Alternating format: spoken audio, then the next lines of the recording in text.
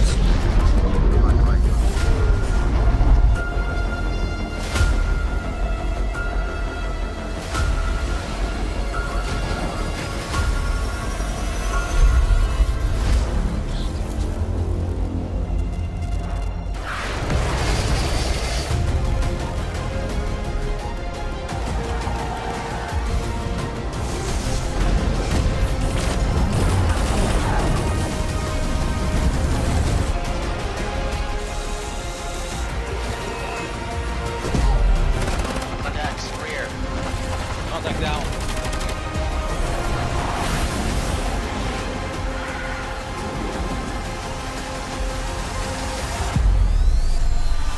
Contact front. Nice work.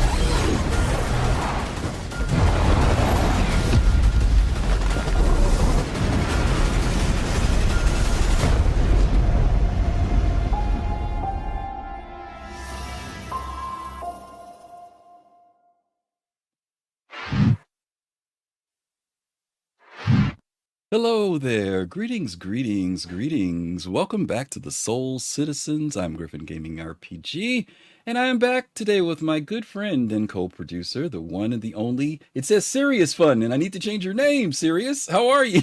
I don't mind being serious fun. Hey, greetings and salutations. Every day is a blessing. You just have to lower your voice a little bit. Other than that, you'd be fine. Oh my God, I Okay. forgot that I was supposed to make this change today. There's fastcart FC. How are you, buddy? I'm doing well, thank you. Hey, you know, it's a good day. I learned something new. I learned the harpsichord is not a keyboard instrument. Please tell me in the comments how wrong I am. Oh God, you learned something new. Okay. Well, again, welcome everybody to the Soul Citizens. Today is Sunday, February the 16th. We are pushing through mid-month now during the month of February. For those of you who've been celebrating Cora Moore, for those of you who celebrated Valentine's Day, hope you had a great weekend.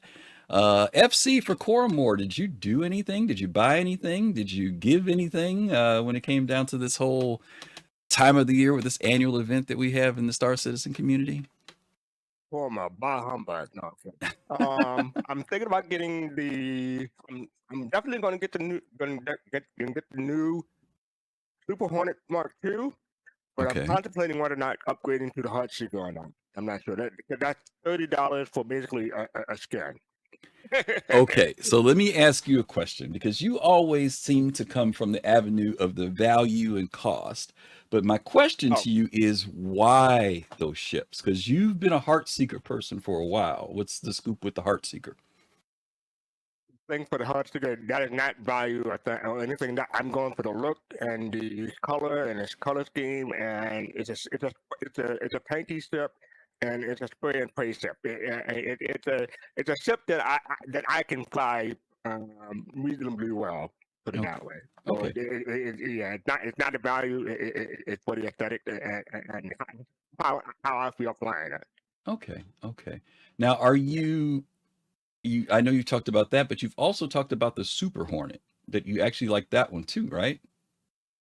Heartseeker and the Super Hornet, well, the Mark One is basically, different weapon on the Super Hornet. But the Heartseeker is mostly laser repeaters, and the Super Hornet is mostly ballistic.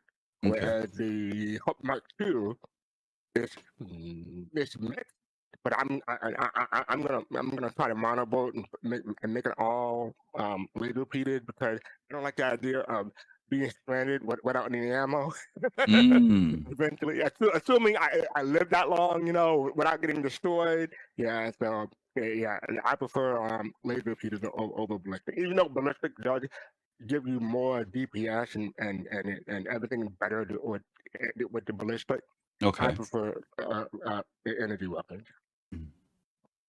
Okay, that's fair. That's fair.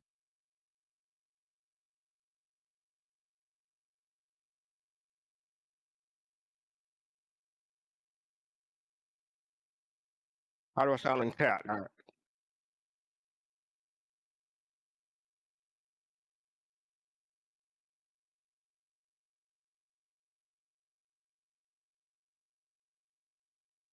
I hear you. Yeah. Let me turn you up on the screen. Can you hear Griff? Oh, yeah, I'm clipping in the screen. Yeah, I hear it now. And I do not hear you on the screen.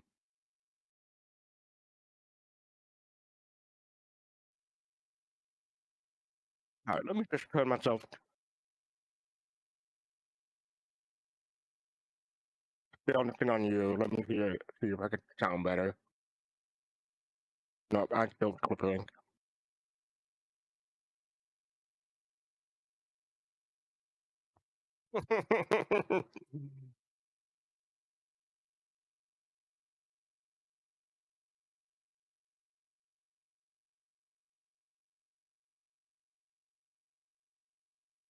Yeah. All right. Yeah, I don't hear you on the stream. How about now? Coming through now, right? That was strange. Yes, Okay. you are coming through now. All Yes. right. Thanks, folks. Sorry about that. We are trying to deal with fastcart's clipping. I get them. I think that is on your end. I don't know why you're All hot right. I'm trying coming through. I'm trying to find what I can fix. Yeah, you're just a little hot. But okay, so that explains the differences between those ships for you. I didn't do anything for Coromore. Oh wait, I take that back. I bought some of the paints. I take that back. I did buy some for the Scorpius and a couple of I love that red love whatever it's called, love something paint. I forget what it's called. Oh yeah. I love that color, that offbeat purplish reddish thing that they have. So I bought a few of those, but that was it. I've held off on it so far. So I was at 100. Now I've lowered myself to 72. Is that better? You're okay. It's not clipping as much, but we can live with it. Okay. It's not as bad. We'll figure it out later on. Okay. Okay. But no All right. problem. I put myself at 61. Hopefully that'll do it. Yeah, I thought it was on me, but it's something weird. We'll get it later. Anyway, guys, we're going to go ahead and jump into it. Our show for today is actually a two-part show that we're doing. Today's part one called Journey to 1.0. And the next week, we're going to do part 2. This week, what we're going to do is take you guys way back in the time machine. Fastcart and I, actually, some of you already know this. The first time he and I met was in 2016 in Los Angeles at CitizenCon. That was my very first CitizenCon. In fact, was that your first CitizenCon, or had you gone before Fastcart? We didn't meet in PAX East in 2015. Was that the year I went to PAX East? Was 2015? Was that the year I was there? I'm asking. In Boston? I mean, it was you, me, Lieutenant Dan. We were all sitting together. Captain Right. Richard was there, but I don't know if that was 2015. Was that the year that happened? I'm not sure either. 'Cause I can't remember. You want to say 2016? 2016? I- I felt like I met you before 2016. Well, I feel like that's when I met you was in LA, and then when I went to Boston, that's No, I we knew hung you out in already. LA. That's what I'm saying. So, but I'm saying I feel like I knew you when I went to PAX East already, because we tried to connect, and I knew you were going to be at that Bar Citizen. So I think that because I remember you were sitting down, even though I saw you in line at the LA when we went to the theater, I didn't know you. I just saw you were there. Okay. And then I came down front where you were sitting, and I introduced myself to you while we were there in LA. So that's to let you know how long I've known this old man, okay? That we've known each other for quite a while. We can't even agree when we met. Yeah, and we don't even remember. That's how old we're getting. We don't even remember when we met. But we're going to go back to 2016. And you say, well, why, Griff? Why are you guys going back to 2016? Well, as many of you guys know, maybe some of you don't know, so I won't assume that you know. But there was a lot of anticipation about Squadron 42 in 2016. A lot of people went out to LA just like they did last year, went to Los Angeles. Serious fun. Thank you so much. 13 months on the resub. We appreciate you as always. Thank you. It's fun. I tried to do you proud while I was you for a little bit there. So in 2016, we went to LA, and people were, at that time, people were looking for an announcement about Squadron 42. Some people were even looking to see the trailer or vertical slice at that particular CitizenCon. And unfortunately, we didn't get to see it. There was a presentation that was done that was pretty impressive, but it was not Squadron 42. It had more to do with the persistent universe. But one of the other things that they did do at that CitizenCon was for the first time, really lay out the roadmap at a CitizenCon for us as a community. And they started with 3.0. And that's when we heard about 3.0, and there was this big slide presentation. I think back then it felt like a PowerPoint presentation, but it was a big presentation. And what they did was show from 3.0 to 3.10. That's what we saw at that time. Gladestone, thank you from the East. Thank you so much, Glade, for that subscription. We appreciate you as well. 34 months, old man. He's been around a long time too. And so we're going to take you guys back a little bit. And we decided to do this thing called the Road to 1.0. Now, as you guys know, we really don't know a lot. We know some stuff as to what CIG wants to do. And in fact, if you look on the roadmap right now and you look, there is actually a column for 1.0 with some things listed there. And we know that there's a big gap in between there of what's going to come to achieve those goals that are listed in 4.0. But as they say, in order to know where you're going, you need to know where you came from. And so we're going to take you guys back and go through this history. Because Fastcart, there are sometimes people, I've heard people say and feel that a lot has not been done when it comes to Star Citizen. That there isn't a lot of progress. Some people feel that the game has not changed over the years, or if there have been changes, they've been kind of, tweaks and whatever, but the progress hasn't always been to the level that people want. And I can understand that feeling, especially for those things that are important, like game progression, gameplay, stability, things of that nature that we feel just doesn't change or doesn't get better. Or if it gets better, one step forward, two steps back. So we're going to kind of take you guys back a little bit and talk about this history, if that's okay. So are you ready, Mr. Fastcart FC? I'm ready to love it, be. You're ready. You're ready. Steady Freddy. Always ready. All right. So you guys can follow this. Fastcart, if you don't mind, drop the link in for the roadmap for us, for the release view. Already. You did. Drop it in one more time in case somebody missed it, because they may not have known that's what we were doing. But I see Fastcart has it there. We want you guys to follow us on the release view here. Okay. And the reason why is because we're not going to go over everything in the release views for each update that came out. We would be here all week if we did that. So what we're going to do is look at two categories in particular. We're going to look at the gameplay area, because gameplay is the thing that CIG is going to be focusing on now. At least they say that's where they want to focus on, the game playing better and playing well for us as backers. And we're going to also talk about the core tech, because the core tech has been one of those things that has in many ways prevented the persistent universe from coming into its fullness, right? And the technology that needs to happen there. Sure, there are tools and things like that for building the universe, but the technology to make it really, really work the way CIG has explained it has really been based in the core tech area. So we want you guys to be able to follow that along with us, okay? Now, on this very first one at 3.1, I am going to show you some of the things that existed in 3.1. This is the only category where I'm going to go down everything. So just to give you an idea of where we were back then. And this takes us back to released March 2018. So we heard about 3.0 in 2016, October, right? Correct me if I'm wrong, fastcart. 2017 is when we saw that very first Morrow tour, right? That was when we saw the Morrow tour, was the following year in 2017, right? Okay. Yeah. And that was like toward the end of that year, like December, something like that of 2017. Or November, something like that. I can't remember. Oh, But- I thought it was CitizenCon. But Was it CitizenCon? No, it was. It was. You're right. It was CitizenCon. It was CitizenCon. Yeah, okay. Okay, it was the last quarter. And then in March, we get 3.1. So let's take a look at that real quick. I'm going to be hopping between screens. By the way, we're doing this live. We're doing it live versus the normal texting thing here. So we're going to do that. So the categories that they have here are characters. And FC, feel free to jump in anytime you want to. As you go down memory lane here, something that might stand out to you. We're saying 3.1 right now, Jay. Yeah. 3.0 was December 2017. Yeah. So we're going to we're going to start at 3.1. Okay. And only because, Jade, there is no 3.0 on the map. That's why. Otherwise, I would have started with 3.0. Yeah, the map starts at 3.1, so I couldn't go back further. So there was a helmet polish, lighting improvements, improving the overall look of helmets, and visual fidelity of lighting. And this was always like a tweak thing that was going on during that period of time. And like I said, fastcart, anytime you want to jump in. But the other thing that took place... Go ahead. The character customizer, they've been iterating on that for ages. I can't remember when the first time they really enhanced the character customizer. I've been here since 2014. It's always been, that's not. I can't say it's always been above what other games have been, but they significantly improved it. I want to say 2018, but this is like the iteration coming towards that Right. character creator. So let me stop for 1 second. Serious Fun corrected me. The Morrow tour was 2015. So it was 2017 when we got that vertical slice. It was a year after, because we were supposed to see it in 2016 and we ended up seeing 2017.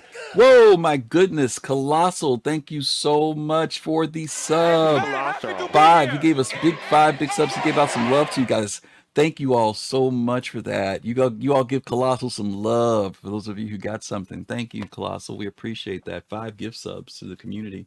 I'm wondering, maybe somebody in chat remembers if this was actually when the customizer came out, because it says it was released on this. Oh, okay. All right. So I'm thinking this is when it came out, the actual for what it was back then, right? In comparison to what we have now. I'm trying to remember 2018. I mean, we had a standard character back then. Jade says yes, that's what it was. Okay. All right. Yeah, we had some weird stuff before that, but this was the official customizer. All right. The next category here was planetary tech improvements. The tech responsible for the generation of planets. And some of this stuff's going to sound real generic, but again, I'm just doing these to give you guys an idea of where the game was at that time. Interesting term here that they use here is AI, right? Ship AI to subsumption. That big word that we always like, what the heck does that mean? That was back when Tony Z. Yeah, that was Tony Z. That was the first one, but that was before Quanta. Yep. Converting the ship's AI behaviors to work with subsumption. Okay. And we haven't heard that term in God only knows how long, subsumption. In the area... I'd never heard before Citizen. Right. All right, here we are now. Ship weapons balance. Ship weapons balance was passed to ensure that they're performing as expected. A lot of this stuff sounds like how it sounds today, right, FC? I mean, some of these things, Visor and HUD displays, visor and HUD improvements and bug fixes. Ship damage overhaul with improved physics and better explosions and damage shaders. I do remember Machinima began really taking off around this time because of the improvement with the characters Mm-hmm. and the damage and the explosion. So yeah. Yep, 2018, yeah. IFCS balance and tuning iteration tasks. This is all our flight. This is back when you were really tweaking with the flight model a lot back then too. Master modes. Yeah, right. Pre-master modes, yeah. Personal Hanger app. Various improvements to the Personal Manager app on the Mobi-Glass.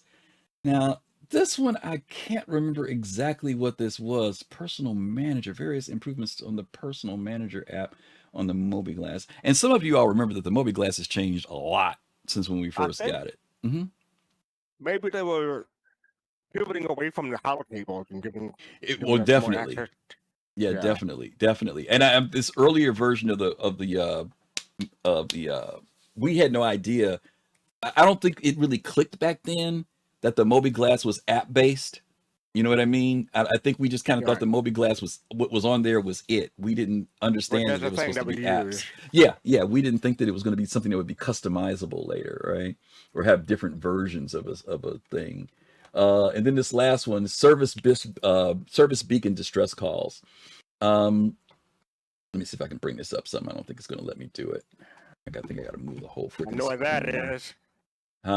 Yeah. What this is. What service beacons? Yeah, Tessa Bannister. No.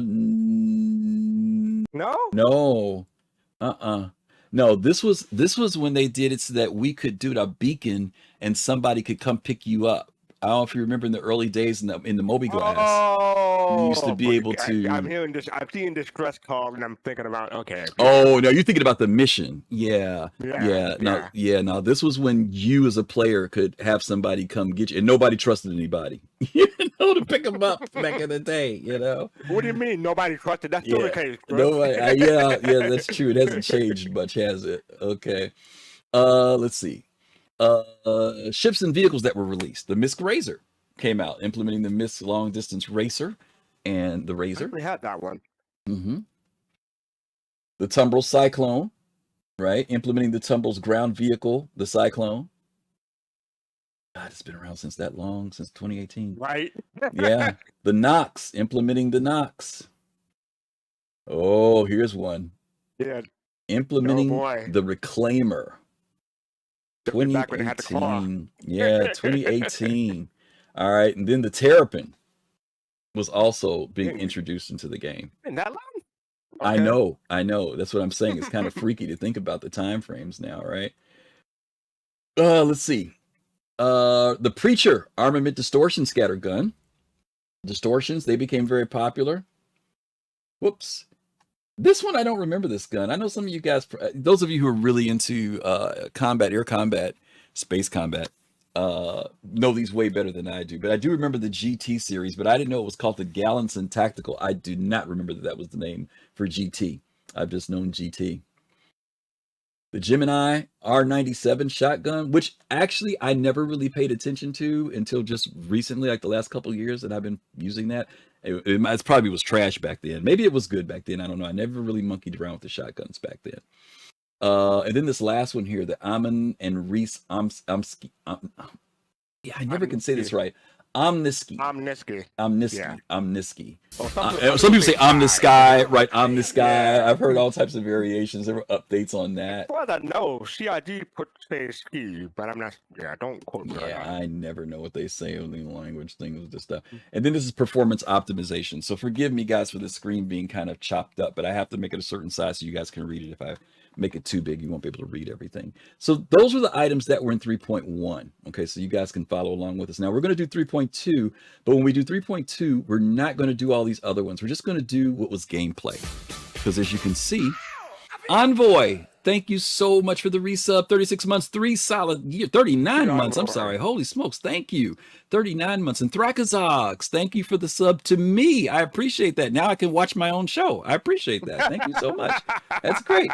No, you can Thank watch you. me on Thursday. I can watch That you. was That's what I can do. I'll use it to watch you now. That's great. I can do little emotes and stuff. Thank you, Thrakazox. Anyway, and also Soul Stealer 29. Thank you. Thank you for following us. We appreciate you. Thank you. Thank you for being here. Yeah. Okay, so let's go to gameplay because there are 11 items just in this one category. You know what? Now I've got to move this over. Let me see if I can do this without freaking things out. No, I got to do it that way. All right, let me recut the box, y'all. Hang on a second. Griff has got to redo the region. Go ahead. You can't just edit the X. No, the this X is axis. we're doing it live. We're doing it live. We're doing it live. Yeah, this is the real. We're doing the real thing here. All right, I'm going to drag this down a little further this time so we can get more of it on the screen. Oops. Oh, I could have moved it that way. What the? You go. Be kidding. Hold on a minute. Yeah, I'm doing this live, y'all. So normally we try to have all this stuff done, but you guys get to see the real. Yeah, you get to see the real thing now, just like CitizenCon. You get to see the real thing. Okay.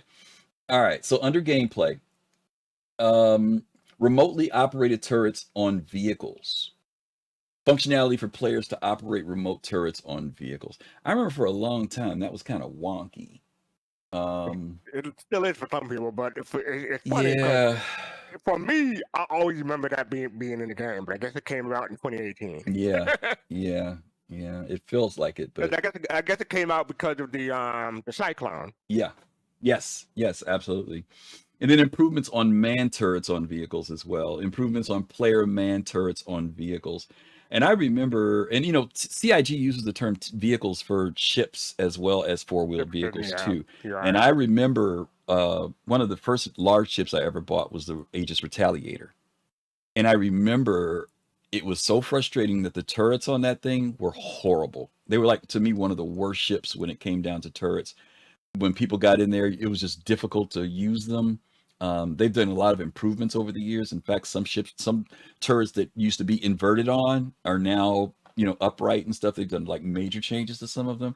But on that particular ship, I remember nobody would even want. At first, everybody was excited to jump in there. Then they got in there and tried it, and it was like, these turrets are horrible.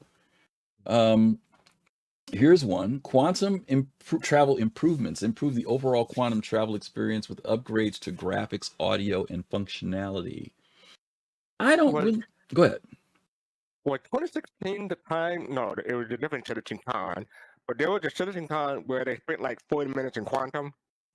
Remember that?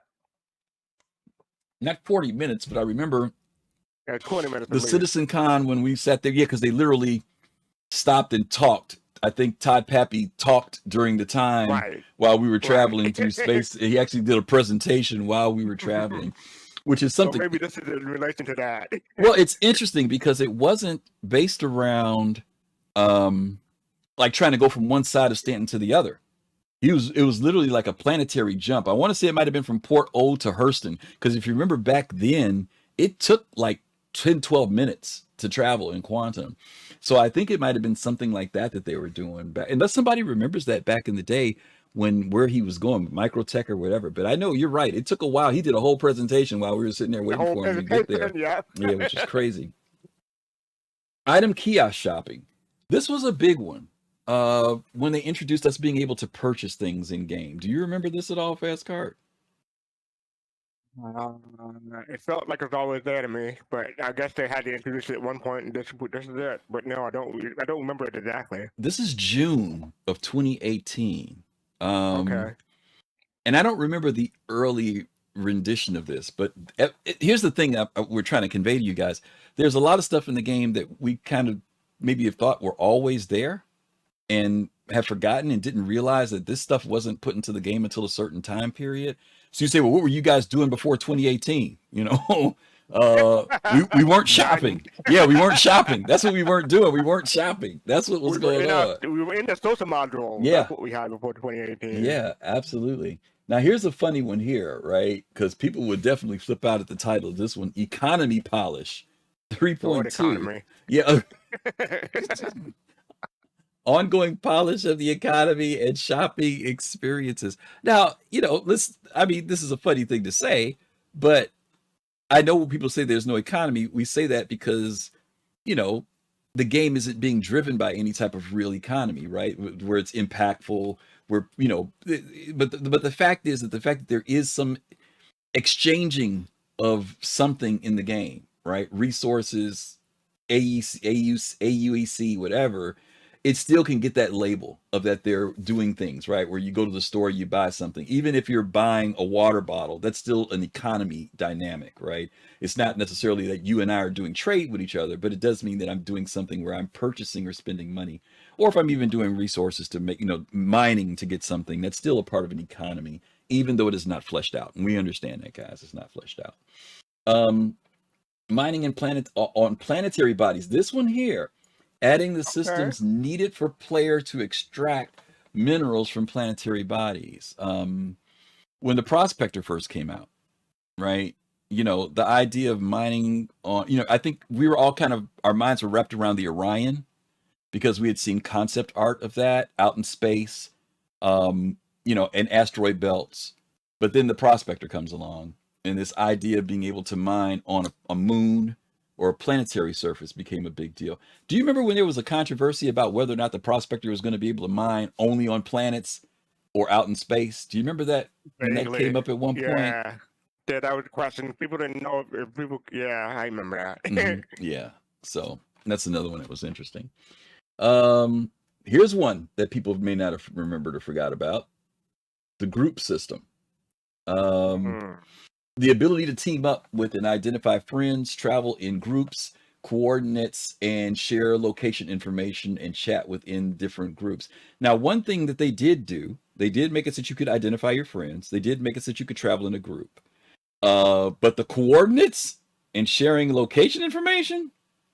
Yeah. And that's still wonky sometimes. Yeah, I mean, location information was only good because, like, if your buddy or your person was, like, on the surface of a moon, you could see where they were, right? But it didn't tell you where they were. And nobody could ever give you coordinates. Like if you were driven off, 150 kilometers in a certain direction, the person driving couldn't tell you, I'm at this coordinate or this location, or send you some message. I think the only thing that we did have that gave you some type of direction was when you did like a beacon. The beacon would tell you where to go, but that was it. So yeah, but this is still something that even today we're still, like you said, we're still wrestling with this group system. Yep. One of the things I did think that was very cool was this next one, and this was tied to being able to group up with people, and that was quantum linking. Do you remember doing that for the first time, fastcart, where you got in line with everybody and you jumped as a group in quantum? Have you ever tried that?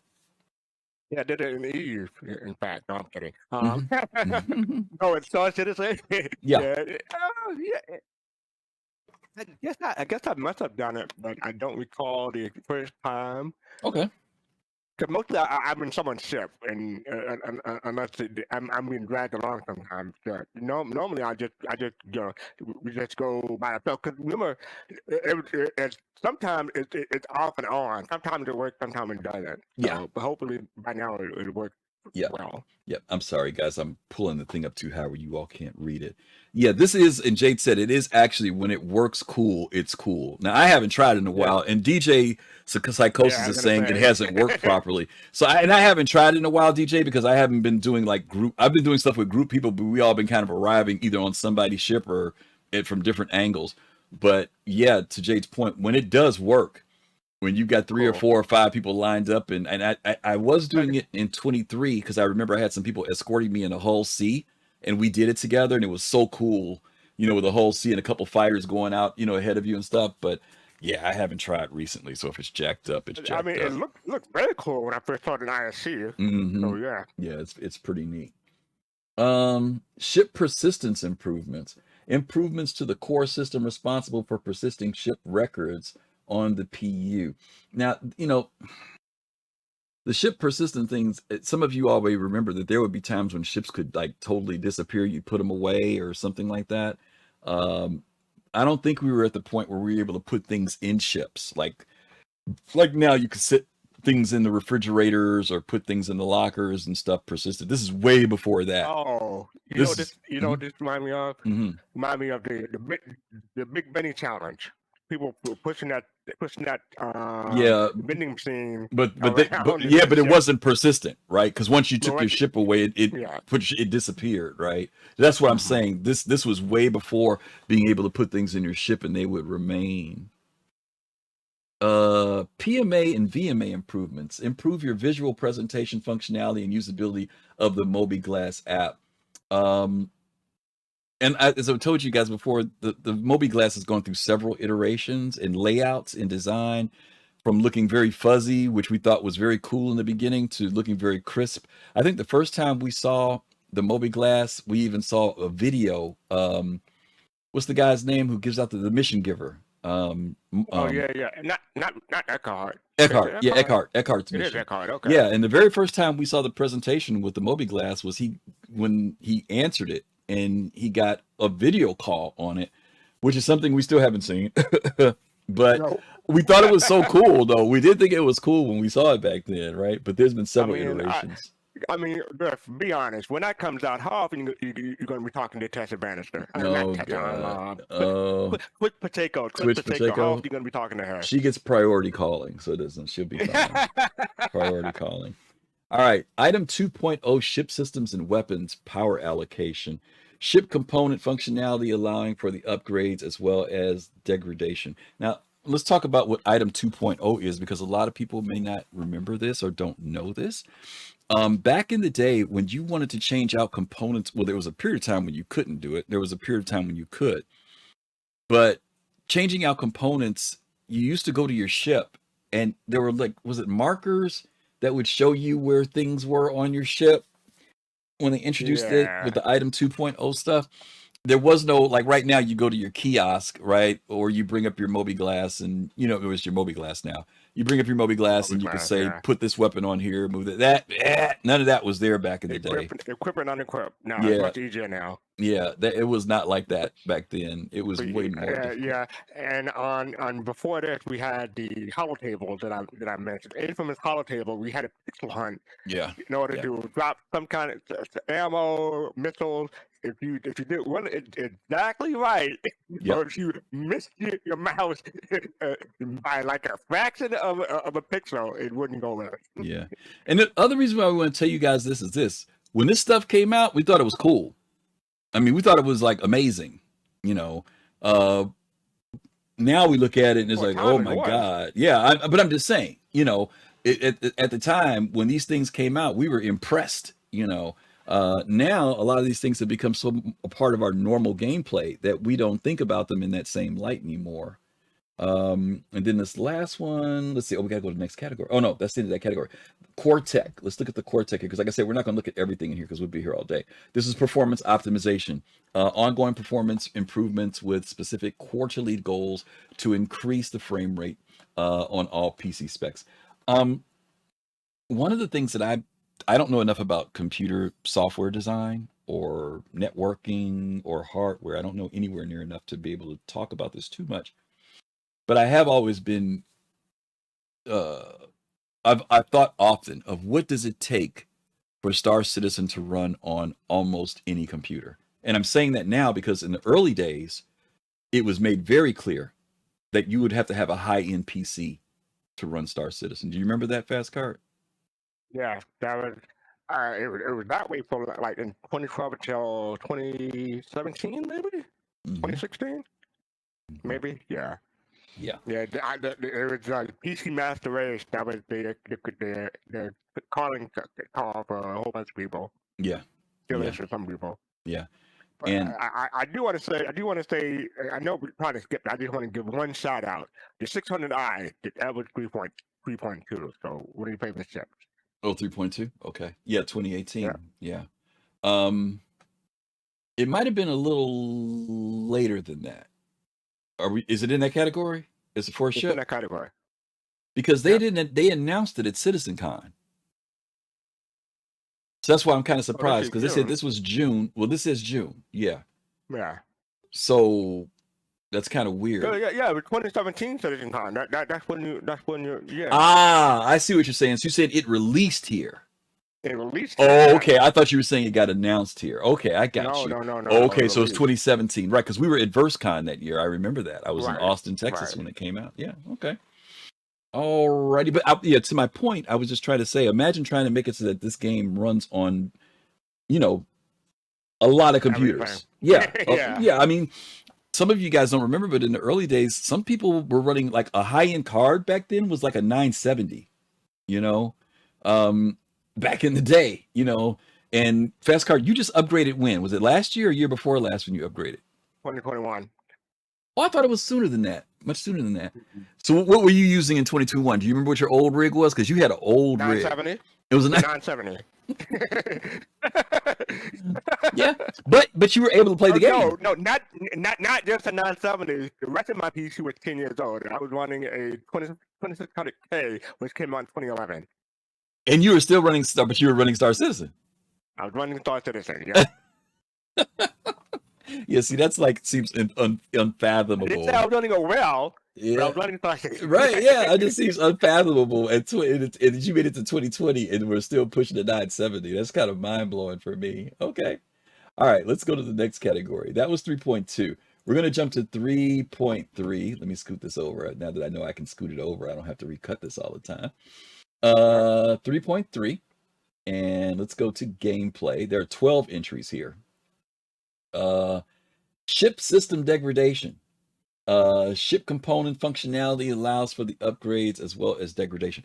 Now, one of the things that I wanted to talk about with these is some of these things you guys will say that's not in the game right now, or it doesn't work right now, or it's not operating right now. We've said this before on the show that even though there is a PTU, the live version of the game is also a testing space. Now, don't get me wrong. PTU is definitely the persistent, that's what it's there for, right? For us to test the game out. But the live side is too. And there have been plenty of times when CIG introduces something into the game. We have it for a while and it goes away. Sometimes when those things go away, people say, oh, it's not working anymore. And it's not that it's not working. It's more that it's not in the game right then. Then there are the times where something goes away and then it comes back, and it comes back in a better or different version of what it was before, aka such as the flight model. And then there are some things that come into the game and they go away and they never come back. And so it's difficult sometimes to know what were those things that were, let's throw it out there on the water and let's see what happens and get feedback. What are those things that we throw out on the water and it just doesn't work? Because the game does, no, hover mode's coming back. They've said that. They've said hover mode is going to come back in a different form, right? But there may be something that goes out there that, once it goes out, and we're going to talk about some of those things on the tech level that CIG did that went out there and went away. Then there are those things that become tier 0 and stay and improve and get better. So something like ship degradation, I remember when we started getting this with components.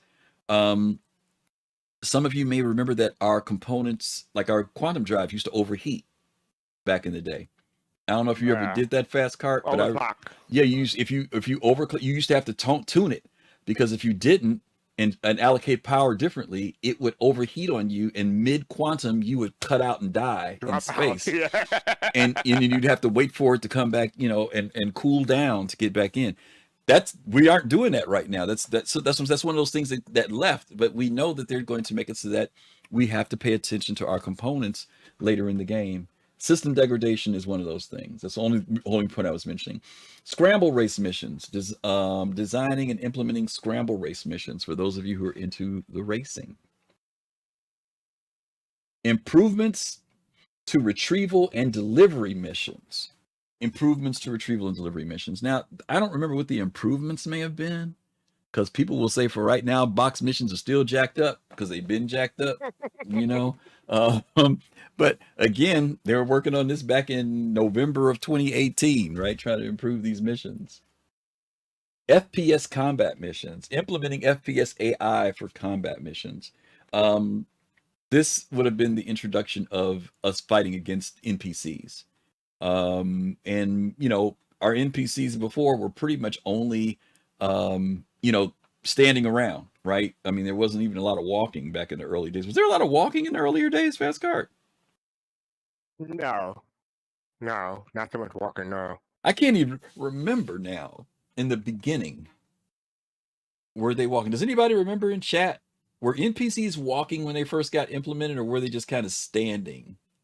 I think they were just standing. NPCs walked around NPCs port. walking around Oh, port all the time.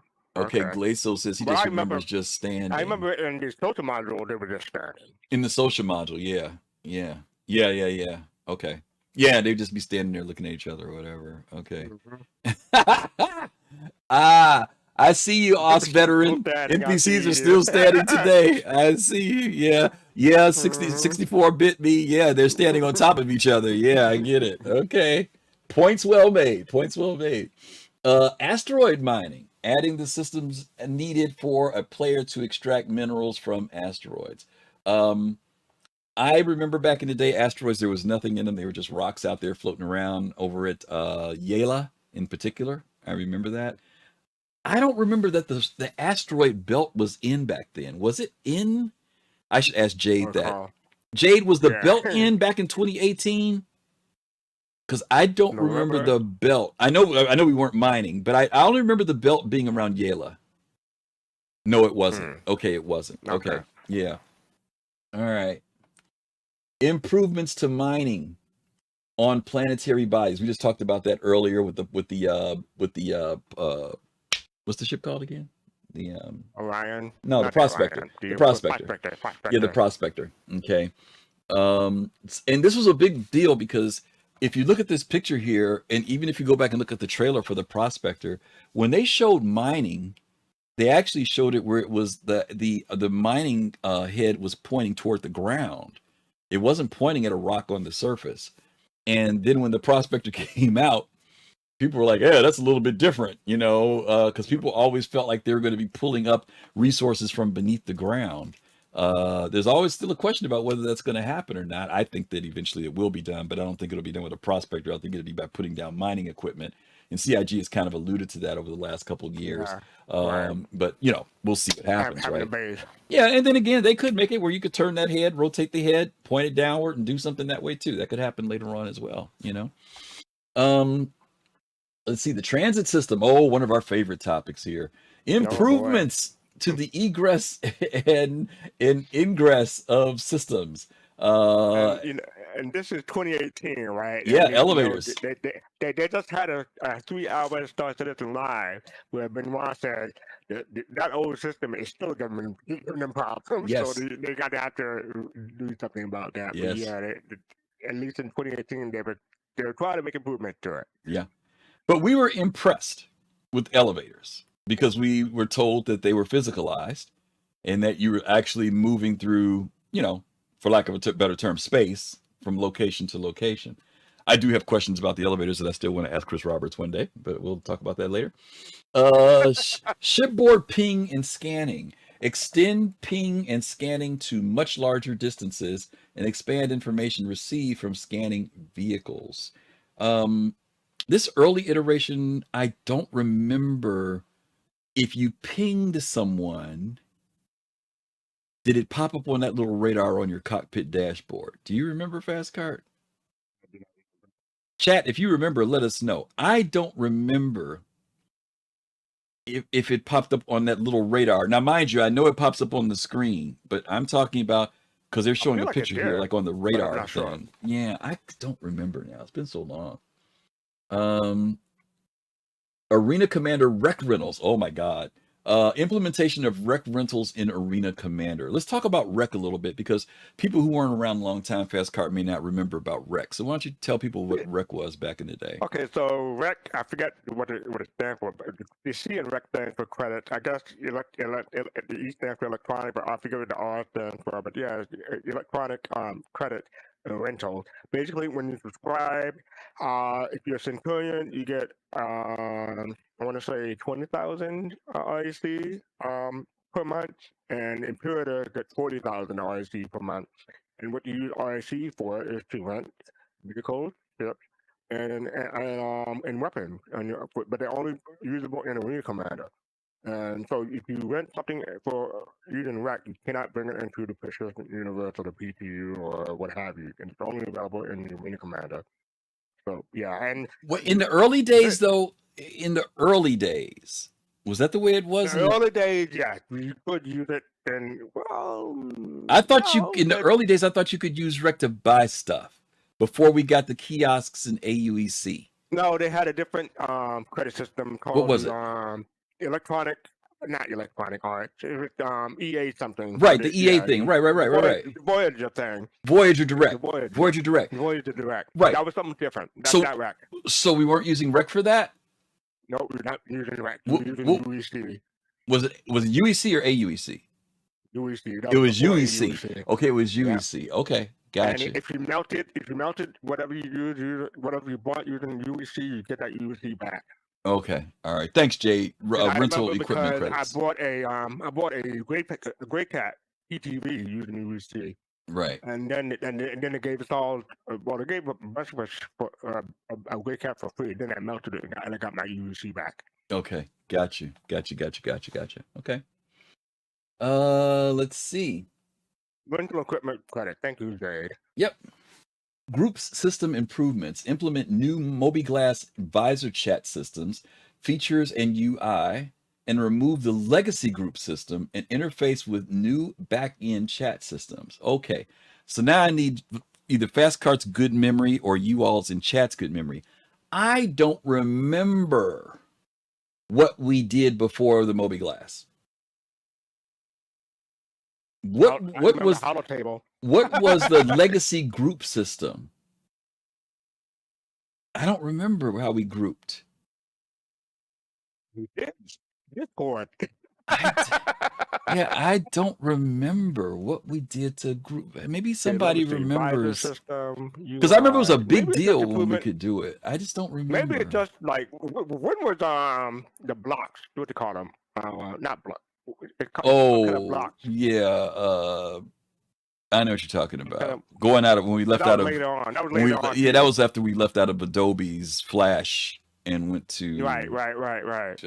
Building blocks. building blocks. Yeah, building blocks.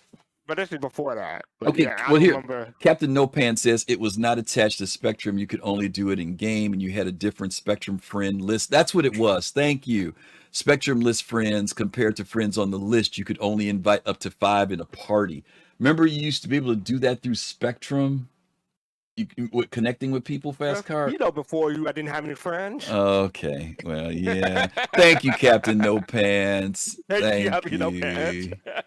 Yeah, and party launch was not an option. That's correct. Yeah, party launch was not an option. Yeah. Okay. Thank you. See, you guys are great. You guys are helping us out with this show today. Yeah, Jade, you're right. By the way, the player count back then was 25 people. And we thought that was great. Oh, we were ecstatic. We were happy. We were ecstatic. 25 people in the server. Oh my God, that was fabulous. Yeah. And we were getting 15 frames per second. We were happy for that. Yeah. Yeah, we were. God. Improvements to man. That's a shame because I remember being happy when I saw 10 frames on my computer one time. Because the first time, think I'm joking. I'm Dude. not totally right. I say that. the first time I went to Daymar, I remember getting out of my ship and I put the thing up to see how well it was running because it was so crappy. I was getting like 4 to 6 frames. It was like literally like this, walking around on the planet. But I was excited. Oh God, I was so excited, but it was crazy, now you don't even think about that now. Improvements to manned and remote turrets on vehicles. We saw this earlier. Further improvements to player manned and remote turrets and vehicles, including input controls and feature toggles. This was a big deal too, because one of the things that people were excited about when they first heard about how we would operate vehicles in the game, and once again, when I say vehicles, I'm referring to both wheeled vehicles as well as ships, was that you would have the ability to, utilize the switches and items that were on a ship. Now, there's always been this question about, is that necessary? Some people just want to hit flight ready, right, and go. And that's understandable. CIG has always wanted this thing of giving us as players options. There are also people who like the idea of the tactileness of initiating a startup sequence. Then there are the people who say 900 years from now, all we'd be saying is go.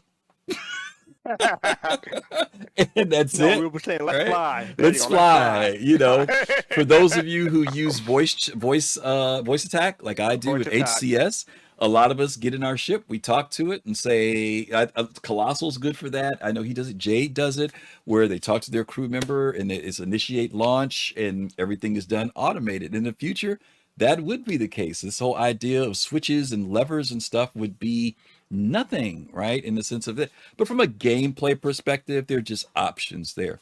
The other side of the coin is that we can also look at those options as being fail safes. Okay. And those fail safes could be, what happens if your communication or computer system goes down? Can I still start my ship? Right. There are a lot of things that they can work in there just for the sake of, making things make some kind of sense. But the real thing is allow players to be able to determine how they want to play the game. I would love it if like the origin ships were like automated. You know what I mean? Fastcart, like, all And glass, drinks were more all manual. glass, yeah, like all glass panels. You know what I mean? And voice and touch Star Trek. sensitive. That would be it. And they are like, some of them are like that. They're touch sensitive. Other ones have switches and dials. I do admit, I love the fact when you get into a Drake Corsair and you get on the elevator, it's got the levers inside, right? There's got the one red one. It's like, warning, don't pull this one or else you'll be up on the roof. I like that, even though it's And I think it's crazy. important to refer to what Chris Roberts said one time. He said, "You're not controlling a ship. You're controlling your player character who is controlling your ship. Mhm. That's why Chris Roberts' vision is for our player character is to work all the switches. And when you're controlling your flight stick in real life, your character is actually doing the same thing in the game. So that's important to Chris Roberts. Yep. All right, item kiosk shopping improvements. This is something that, again, was always being improved and expanded. And even to this day, we still see tweaks and stuff that take place with the item kiosk for shopping. Okay. Those are the ones that were in there. We are going to look at the core tech in this one. Let's see. Once again, Can I make an audible? Yeah. We're an hour into the show and we're only on 3 minutes. Oh God, yeah, we're not going to make it. All right, then that means we're going to have to speed it up. Then we're reminiscing too much, guys. And Fastcart's right. Object container streaming. This is what I want to get to, right? Because this is where we started getting into the period of time when CIG starts to outline the fact that the networking is going to be vital to seeing the vision of Star Citizen come into play. And there was a lot of time of understanding and misunderstanding on our part in the sense of this, because most of us who are not computer savvy or software development savvy had to start to understand, how are you going to make this game where you have all these people playing in all these different parts of the world and all these different ships and they're all interacting, and then you're going to say it's going to happen in real time. How are you going to have all these items and I could put a cup down here and come back 3 days later and it's here, or you can be outside the ship and look through the windows and see all this stuff sounded so great. But the question was, well, how are you going to do it? And this is like the earlier stages of when we're starting to hear about the technology and what we called OCS back in the day. It went from OSC to OCS to SOS SOX. You're going to see morphs of that, right? But here it says object container streaming considerably expands the playable game area and increases performance. CIG started explaining to us about how they're building a universe of a box inside of a box inside of a box inside of a box, all types of things as they tried to help us to understand what the technology was that they were going to be doing or moving forward with. OCS background spawning allows entities to spawn from background threads without introducing stalls. Now, I don't know if that's because when they're referring to stalls, they're talking about that while there's loading times that things would have to freeze up, that these things would just happen and you wouldn't have what would be typically like a load in. Okay. Object constrainer streaming, again, asynchronous background spawning, rework of the game systems to move more spawning to the background to reduce stalls. Now, this I don't completely understand. I'm not going to even try to act like I know what they're talking about here. Okay. But I'm sure some of you smart folks out there know what they're talking about. It's just me. No, I'm going. OCS game object extension conversions to improve performance. That's something that's being done to improve performance. OCS again, code conversions of legacy Luau to improve performance. I need Maverick to tell me what Lua is, because I don't know what Lua Is that is. related to Flash or that's something different? I do not know. That's what I'm saying. I need one of you computer people out there to tell us what Lua is. Network entity streaming. This was another one. Assisting object container streaming for multiplayer. Network. If I recall correctly, Mhm. network entity streaming, that was one of the blockers they had, It right? was. Yep, it was. Yeah. Absolutely. Yep. Network bind culling. We always hear about bind culling. Fixes to improve performance. And then last but not least, there was the introduction of VoIP and VoIP integration. Add voice Because I over believe IPD and client system and face over IP to the game. Go ahead. was VoIP introduced in 2018 Citizen Yep. Con or This 2017? would have been the Austin. 2018? Yeah, this would have been the Austin Citizen Con when we got that first Okay. demonstration with Eckhart. That would have been where that came in. Now, to Fastcart's point, guys, we are running super behind. We do need to do a commercial break real quick, and then we're going to come back, and I don't know, we're going to have to figure out how we're going to expedite this because we can't make this a 4-part show. I really want to just do this. So maybe we'll skip ahead Why a few. not? Oh, God. Because we got other stuff to talk about other than this roadmap. So we're going to do a quick commercial, and then we're going to be right back and pick up with somewhere where we left off at. So stick around, folks. Hello. Thank you again. If you are seeing us and hearing us, that means you're a subscriber to our channel. Thank you guys so much always for your support in keeping Soul Citizens active and alive within our community. Fastcart and I are here today. This all started almost 5 years ago, right, FC? Almost 5 years. In our 5th And year. they said it wouldn't last. Yeah. And our 5th year anniversary is coming up in 2 weeks. March 2nd, we're going to be celebrating our 5th year anniversary as the Soul Citizens. We got some special announcements we're going to be making during that time period as well. So hopefully you guys will be able to tune in and be here with us. FC, you got anything you want to say to folks? Thank you all for supporting us. We appreciate you. And yep, that's about it. Yeah, and hope that this information we're sharing with you is either a refresher, or if you've never seen it or never had the time to know what all this stuff was, because what we're really trying to do is let people know that it has taken a lot to get us where we are. It's very easy to forget that, so we're going to go back. That's why we're going back and doing this week. So, And I get the feeling that, a lot of people are remembering just as we are, or remembering what they forgot, just like we are right now. So not just us going through that. Yeah, no, there's a lot to remember. There really is. Captain No Pants, thank you so much for subscribing. 13 months. Thank you for that sub, and thank you for sharing the information earlier too. Okay, we really need to expedite this. So let's do this in sections of every 3. We were on 3.3.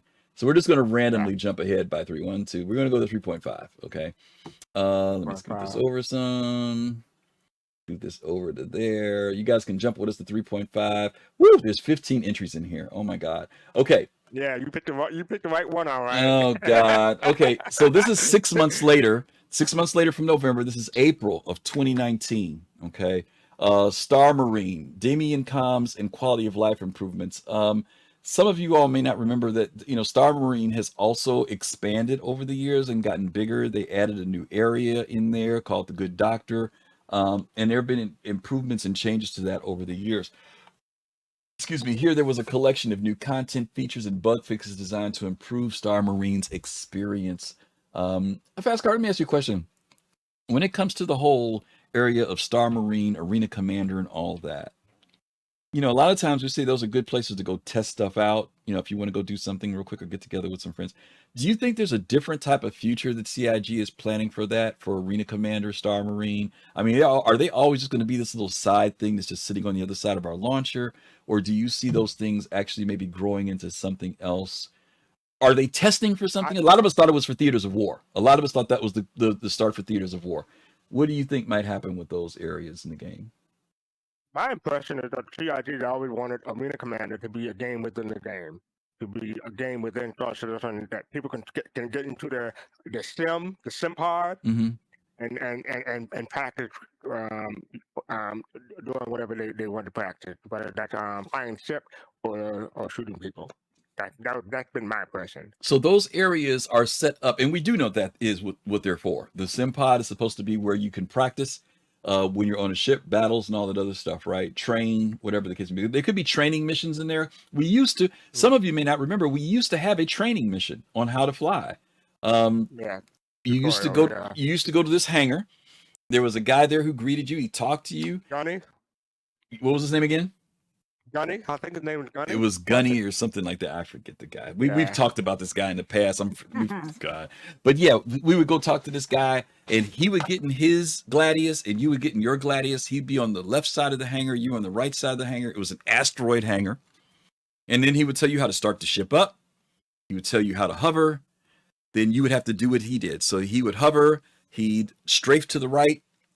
He'd get under the hangar doors of the asteroid boat. It would open up, and then he'd go out. Then you had to do the same thing. And then when you got outside, you had to follow him and do maneuvers with him, and you had to match his speed. So you're absolutely right. There could be, to your point, fastcart, the point where the training also becomes what the area of arena commander becomes later on, right? Because right now we have like the, what do we call it? The pirate swarm, vandal swarm, right? Oh, yeah. But they could build that out even more, right? Into war scenarios, right? You could replay the Battle of Vega, a lot of things that they could do that when you're on your ship, you could jump in a sim pod, right? And jump in and engage in it. Wouldn't it be cool if like that whole opening we saw for the vertical slice? Yeah, you blew my mind just then. I want that. Yeah, that would be very cool if they made that where you could jump in and get into a battle like that as a simulation, right? What would you do in a scenario, right? Kind of thing. The Kobayashi Maru, right? They could do stuff like that. But who knows? Okay. We'll find out. We'll find out in time. Yeah. All right. I said I wasn't going to take up our time. Go ahead. I do want to say hi, Sergeant Grim. Gave Sergeant Grim a shout out real quick. Yes, Hey, Grim. We are always happy to see our good friend. You guys make sure, if you ain't following nobody out here, you all follow Starship Grim and the folks over at Starjump Grim, and the folks at Starjump Station. Those are good friends of ours, wonderful people in our community. System Heat. Improving the current heat systems to support systematic gameplay and customization. I'm not so I remember this. I do too. I just don't remember whether or not the biggest areas where people have dealt with heat has had to do with like weapons. And I remember like at one point used to go into Starfarer, the engine was back there running and all that other stuff and whatnot, but I just don't remember whether or not heat was a factor at that point where it had impact on flight and everything like that. Does anybody remember that? I remember. Or I'm thinking about overclocking. When is that related? There was overheating when we overclocked back then. It did. Right. Yeah. So And maybe it's so. related to that. Yeah, could be. Yeah. Okay. Could be. AI bounty hunting in environmental missions, implementing environmental missions where AI can police unlawful players. This we haven't had yet. Not to the point where I'm thinking about it, other than the police. You know what I mean? Like when the police pull you over, and if you've got some criminal activity going on, that's the one when thing. They scan you and everything. Yeah, right. Make you drop out. Right, because this picture here makes it look like it's on the surface of planets, and we ain't got there yet. But we have had it, to your point. We have had it when it comes down to, especially going to certain person named Colossal's home at Hurston, where they just over-police. Ain't nothing but over-policing going on over there at Everest Harbor, but we won't get on that subject too much. But this is another one of those things I said comes and goes, right? Because I haven't been stopped by. Has anybody been stopped by the police recently in chat? Because I have not been stopped by the police in forever. 6 months ago. That's what I'm talking about. It's come and gone again. Yep. Nope. See? Yeah. And everybody's saying, nope, they ain't seen it. Yeah, for a safe and secure society. Get out of here. Yeah. Jade, you've been stopped recently, like in the last patches? Because I haven't seen the coppers in forever. Jade, is that PU or PTU? Yeah. Well, I'm referring in 4.0 and on. Yeah. And 323. Okay. Yeah. Absolutely, Jay. Yeah, I got you. Yeah, in those patches. Yeah, but I'm saying since we got into 4.0, I haven't seen the cops, but I know that everything's not in. So you're right, Jade. I know back then it was because, like I said, you go to Everest Harbor, they be stopping you all the time over there. All right, vehicle scanning HUD improvements, implementation of scanning and ping features into the vehicle HUD. There goes again. Yeah, these are just improvements, right? Just more improvements again. AI distress beacons, implementing a combat assistance service beacon missions. Now, we have had these before where you get the missions where, you read the mission, you got to go out there, somebody's ship is being attacked, you got to go out there and fight the bad guys off for them. We have seen that released. This is 2019, y'all. Vehicle radar version 2, V2, vehicle radar systems updates to support environmental impacts. Vehicle radar systems updates to support environmental impacts? Maybe asteroids. I don't know. I don't know. And you guys know what Because that when you one think about is? environment, you think about planets. I don't think they're doing that yet. Oh, Yeah, remember? Oh, remember they used to have that thing with the weather app. the weather app. Is that related? I don't remember. Yeah, you have a collaboration with one of those weather apps that they brought it into. You can check the weather of a planet inside on your phone in this weather app. My radar. There you go. Thank you, Jay. Oh, the My Radar thing. Yeah, but that wasn't in the game though. Yeah, well, Because they're saying this is vehicle radar. okay. I don't know. I don't know. Okay. That's one we don't know y'all now. We told y'all some of the stuff we don't know about y'all, so I don't know. Oh, I see what you're saying, Colossal. To support environmental impacts. Okay, so he's talking about like if you're scanning and there's something out there that you're going to run into, like an asteroid or something, like a collision warning. It's hard to say. It's hard to say what that word Okay. is, but I get what you're saying. Quantum travel improvements, further improvements to the quantum travel system. Some of you guys remember the quantum travel's changed over the years. Sometimes it's the actual graphics that we see, the visual graphics that we see. Other times Sometimes it's the audio. yeah, sometimes it's the audio. Sometimes it's the speed of the distance. Like right now, you guys know that our quantum jumping has jumped dramatically than what it used to be. Like we told you guys back in the day, if you went from Port Olisar to Hurston, it was 12 to 15 minutes real You go and time. make a sandwich, come back and Yeah. eat the sandwich, and still be in quantum. Yeah. So they have been tweaking that more and more. And as the universe gets bigger, they tweak it. So that's just what's going to come along with the game. Vehicle scanning improvements, updates to scanning systems, adding the ability to create and detect false signatures. Now, I don't know about that one. Y'all know about that? Nope. It says it was released, but the ability to create a false signature? Anybody out there seen that? I don't know. That one's got me. I don't know. That one I'm for a loop on that one. Okay. The Klaus said nope. Ship system degradation. Yeah, we saw this one earlier. There's more work on ship degradation for components. Vehicle tech updates version 1, vehicle implementation improvements. Group system improvements, further improvements in the grouping system, and then VoIP and FOIP again. Distortion damage improvements, enabling distortion damage to work whether used on a weapon or on the environment. Excuse me. Gimbal, this is always another issue too. Gimbal weapon improvements V1. Improvements to the ship's combat system through automated gimbal mounts. And you guys know we've gone through this thing with gimbal, no gimbal stuff for the longest time. What version are we on now, Griff? I don't even know now what it is now because I haven't monkeyed around with it in a while, so I don't know what it is. Extending delivery missions to R-Corp. Improving delivery missions and extending them out to R-Corp. So obviously back in the early days, everything was kind of centralized around Crusader and Hurston. But now they're getting ready to spread things out toward R-Corp. All right. And for core tech, there are 6 entries here. Let's try to hit this real quick. OCS stall fixes, fixing the network related processing stalls. Here we go. New flight model. This was in 2019. Implementation of a fully revised and improved flight model. Projectile manager, performance improvements of ship and FPS weapons, projectiles in preparation for larger battles.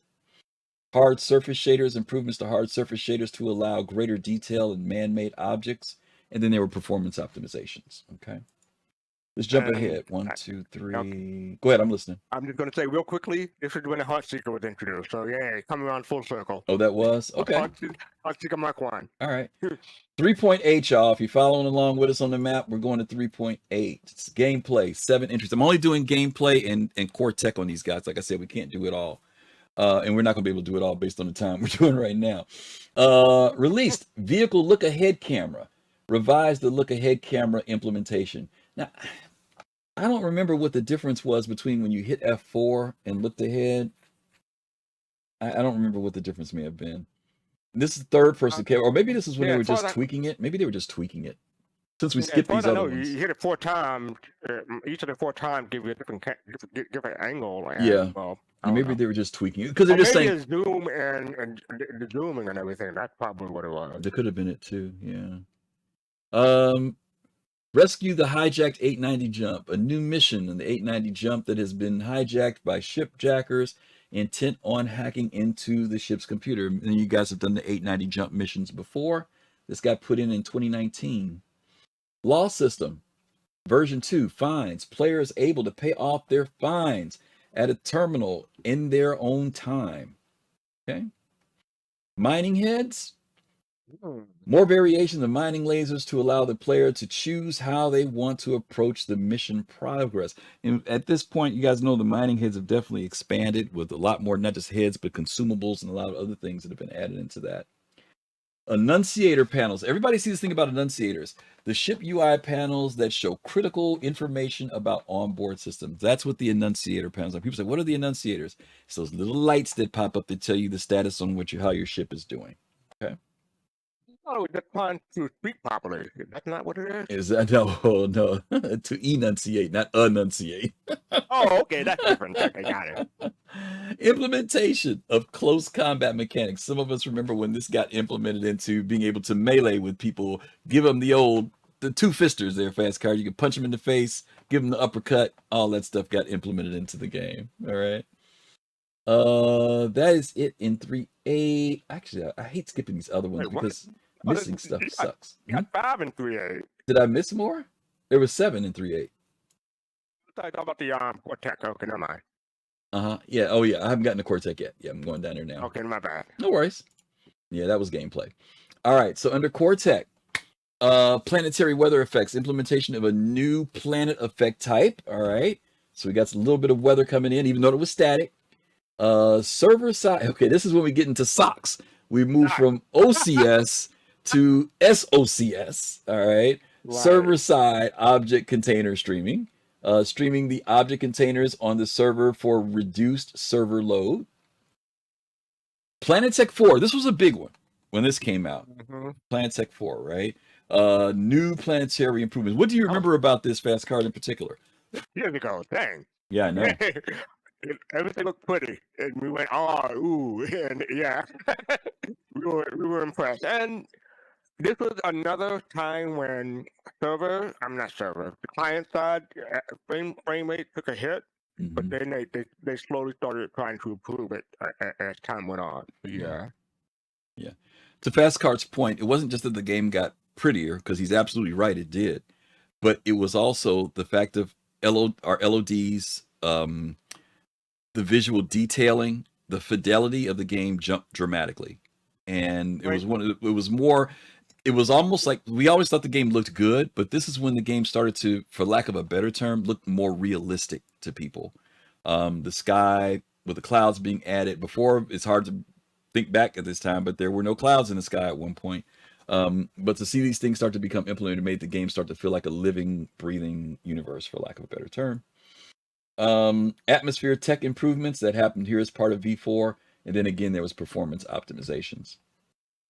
All right, we're going to jump in. I just want to say, sure, this was on December 2019, but if you look closely, it said December 21st. So this was right before Christmas, and there were issues, and yes, bless their heart, they worked through the weekend, and yeah, this is rough. Absolutely. For them, I remember. Absolutely. All right, and I'm sorry that we're skipping. I've mistimed this show because this probably would have taken us 4 shows to do this. So we are skipping some of these other leaks, and we're trying to connect the dots. And the whole point of showing you guys this stuff is to kind of get you to see and remind ourselves of how much work has been done over the years. And I know sometimes it feels like there hasn't been progression or things haven't changed, but these was when we started getting into the whole quarterly release stuff.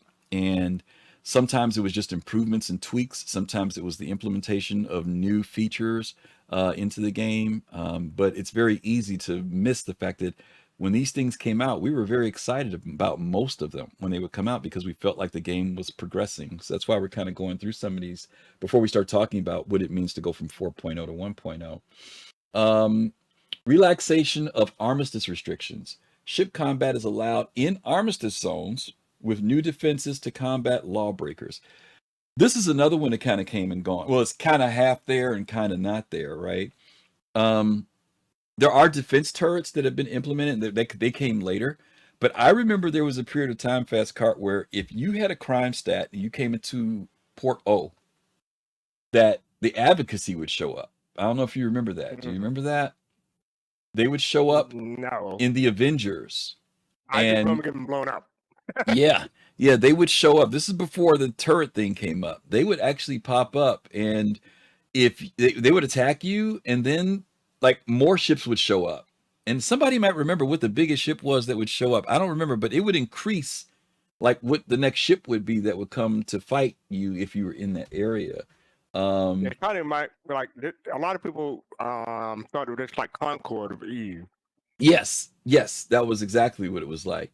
And so we don't have the advocacy showing up, right? There's not necessarily the ship that shows up. It was the Hammerhead. Thank you, Colossal. Yeah, I thought it was the Hammerhead, but I didn't want to say anything. Yeah, the Hammerhead was the biggest ship that would show up.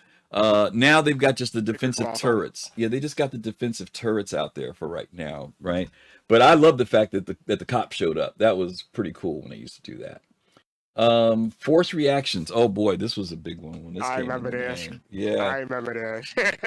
Actors react to direct and indirect and sustained forces. I think this is still in the game, but it's been pulled back It a is. lot. Yeah. But in the Because before it was kind of like Star Trek. Whenever you get hit Yeah, like you- lightly, you go hold it down a little bit. yeah, I remember one time we went out, we were on the 890 jump watching the Daymar rally. Do you remember that fast Right. car? And the Yeah. ship went into a spin on us, and we all got thrown down to the ground and couldn't get up because the ship was spinning because of the inertia. Mhm. Yeah, I mean, it's actually kind of cool when you get thrown around in the ship a little bit. But finding that balance, one of the concerns I always said was if you're in a battle situation, and and I know with the real reality in physics and space, this wouldn't be the case. In atmospheric flight is where you would feel it more and more, where there's gravitational pulls. But the question becomes, if you're in a battle and you've got to get down a hallway, if somebody says, "Fastcart, I need you to go replace the shield thing," and you got to go down 2 levels and up 2 ladders, but the guy's also doing evasive maneuvers at the same time, you're going to get thrown, you're going to have a headache and be bleeding by the time you get to where you got to go. So they got to find some Yeah. way to balance that out, because it is nice in the game that inertia thing happens in certain scenarios. But in space, it wouldn't be getting all that. I remember doing that demo rally that you Or just would you? mentioned. I had to click my life alert button and say, "Help! I've fallen. I can't get up." Yeah. And yeah, it was not good. It was not good. So you science geeks in the audience, I got a question for you. Jade's saying you would. Here's my question, Jade. Maybe you already know where I'm going. If the ships create their own artificial gravity and you're in space and the ship spins, you would still receive inertia. I think Lefty's saying that would be the case, right? You would still be affected by a quick roll. Is that correct? Is that what you guys are saying? It depends on. I mean, in the game we have inertial dampeners, right? Well, that's the difference. In Star Trek, we have inertial dampeners. That's how we compensate for it from the fantasy world side of it, right? So technically, there is no way to do it. You got to gamify it. Is that right? There's no way to do it in space. Yeah, I know there's not. I said in Star Trek. That's what I said. I said we're talking about fantasy. I know.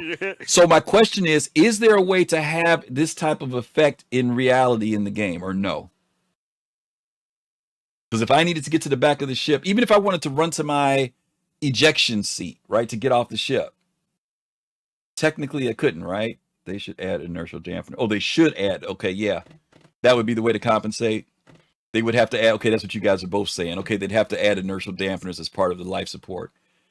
Okay, or if they malfunction. Okay, gotcha. Okay, all right, cool. All right, so my theory wasn't that crazy after all. Okay, cool. All righty. Let's keep going. I'm getting sidetracked again. Fastcart, you gotta slap me and tell me stop getting sidetracked on stupid stuff.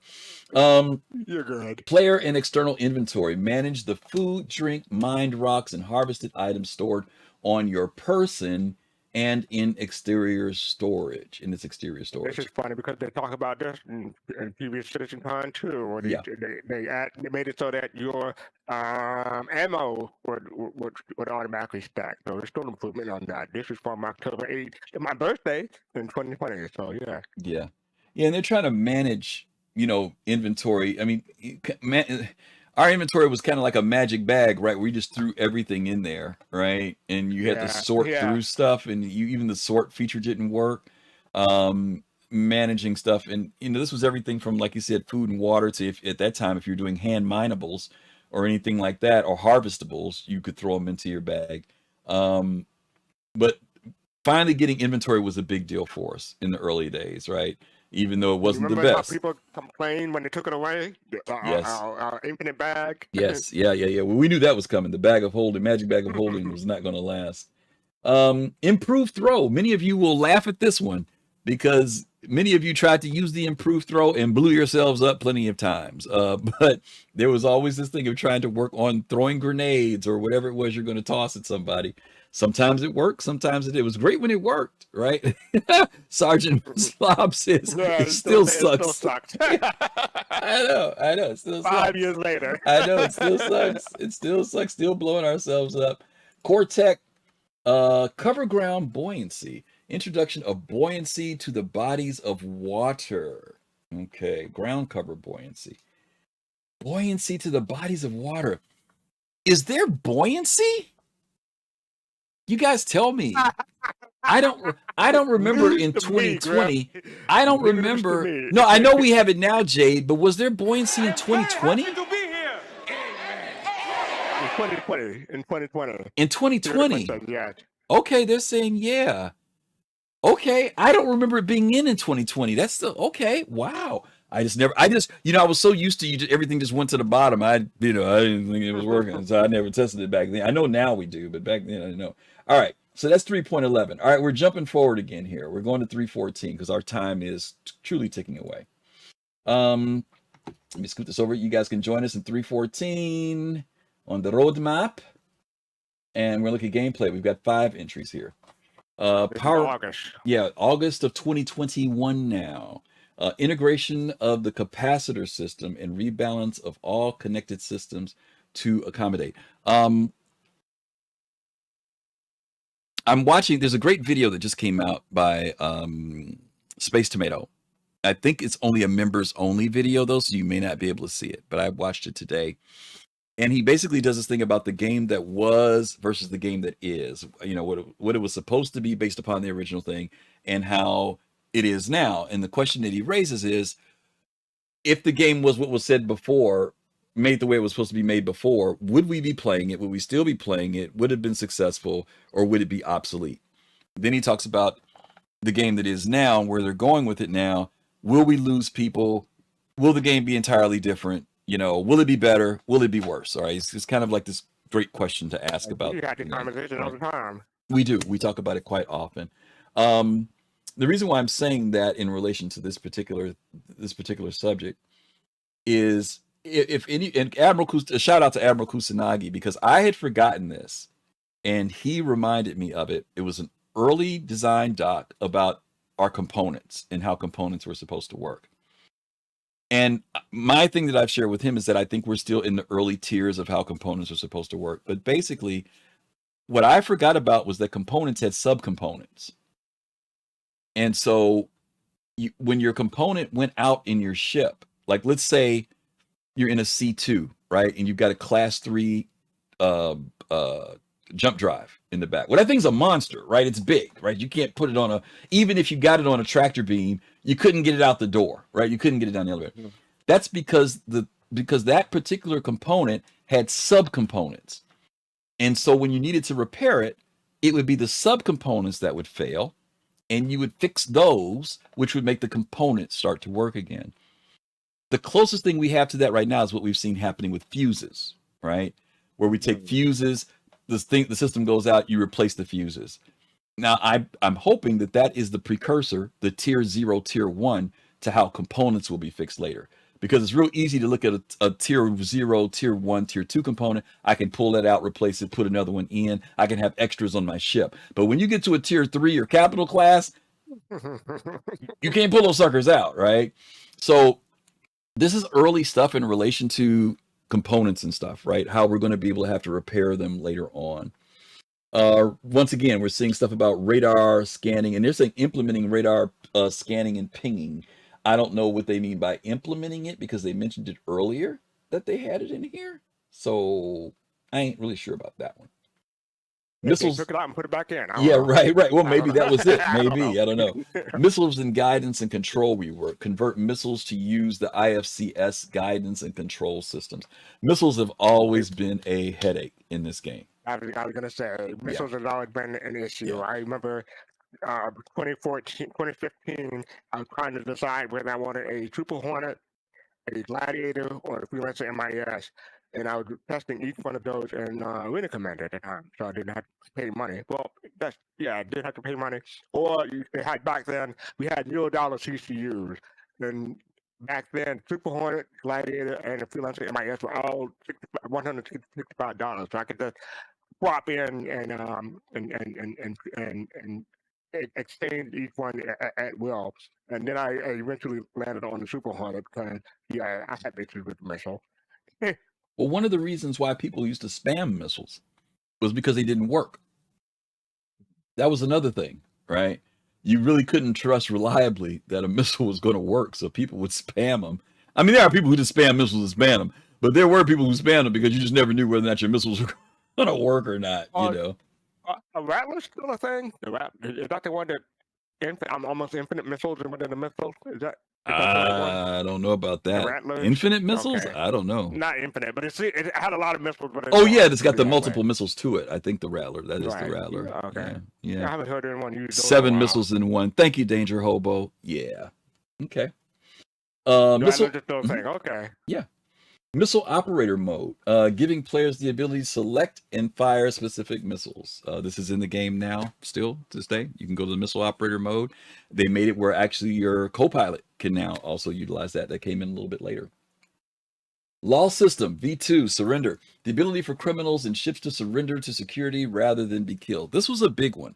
Because prior to this, if fastcart was a criminal on my ship, he had a crime stat, and the Hurston police decided to stop us. Well, because he was on the ship, automatic kaboom. That was it. There was no option. I couldn't kick him off the ship. I could have popped him in the head, and killed him.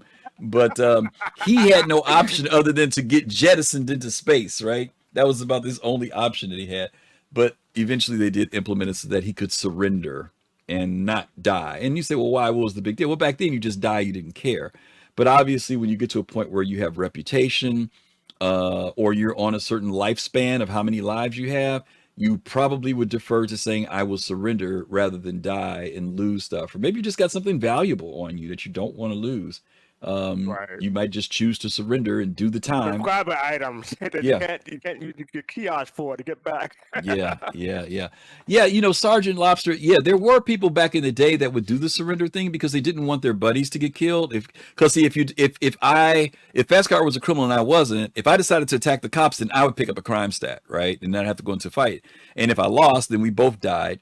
Versus fastcart would do it. This was in the early days when this first got implemented, because like a lot of times when things first get implemented, people try them out, then after a while they move on, right? But again, this is about testing. Whether it's in live or PTU, it's all about things and ideas that they will test. For right now, there's no reason that they don't feel the risk of losing their life, so it's not a big deal. Okay.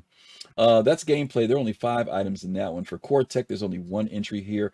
Planetary volumetric clouds, V1, the first iteration of new cloud rendering systems. Now, I think when we're getting this is Orison, if I'm not mistaken. Is this Orison? No, probably. It looks like it. Yeah. So this is when we're getting a Crusader. And many of you guys know when we went to Crusader back in the day, I mean, when we finally could go there was always this fake clouds thing that was going on there. But there we finally start getting it implemented. And I remember when it first came out, we were excited about it, but people were like, yeah, it's okay. But at the same time, Microsoft Flight Simulator had put out theirs, and people were goo-gawing and slobbering because theirs and it did look amazing, And but we used to say, well, hopefully CIG will get there, and I think CIG has gotten pretty close. I think they've done a pretty good job. Now, right now it's back funky again. It's a little pixelated, but I've seen days where it looks amazing. Oh, it depends. It depends on the driver. It depends on what video card you use and what Vulkan versus DX12 and whatever. And so there's a whole bunch of stuff they can improve it or make it worse. But I just want to say, this was a slideshow when it first came out for some people, and looked okay for other people. Yeah. This is one of those things where people definitely went into their option screen and might have did some tweaking on their graphics settings.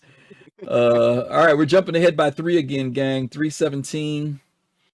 We're at 317. April 2022. April. Okay. All right, here. Derelict Reclaimer space missions. Wow, it's been out that long. New missions added to Stanton in space surrounding the Derelict Reclaimers. Some of you guys have done this. It was the Black Kite missions. It was always an interesting mission the first time you do it. I took several people out to do it who had never done it before, and I would always not want to tell them what to expect. It was also one of those missions, kind of like how the 890 jump mission was, where it's being preset as a set. Pirates had taken it over, so even though the Reclaimer already looks kind of, scary and whatever, in this particular mission, it looked really scary. Pirates had pretty much taken over the ship, stripped it out. I won't tell the story. If you've never done the Black Cat mission before, I would tell you, do it. It's a fairly short mission, but if you don't know what to expect and what to do, it can be a bit of a surprising mission too. I'm not sure if it's working. I don't think it is working right, because missions aren't working right now. But whenever it comes up, if you've never done the Black Kite mission, check it out. I think you picked that up over at Microtech. It's a very interesting mission to do. Siege of Orison. This was fairly popular when this came out, right, Fastcart? The Siege? Yeah. It's been that long, 2020. I guess so. That's about right. Wow. Okay, 3 years. Have you ever done that one? I live vicariously through y'all when y'all did it in Discord. Y'all were having fun, and I was having fun listening to y'all. Yeah, this mission, a lot of promise to it, but a lot of problems with it for quite a while. Implementation of a new dynamic event in the persistent universe. And this ends up introducing gangs and some of the lore into this as well, with Crusader, with the planet. And, you're called upon to assist with some issues that are going there. Once again, I won't tell the story if you've never done it. It's not on right now, but it was a very popular mission, even with all its bugginess and falling through platforms and things like that, and enemies sometimes not being where you needed them. But it was still a very interesting mission.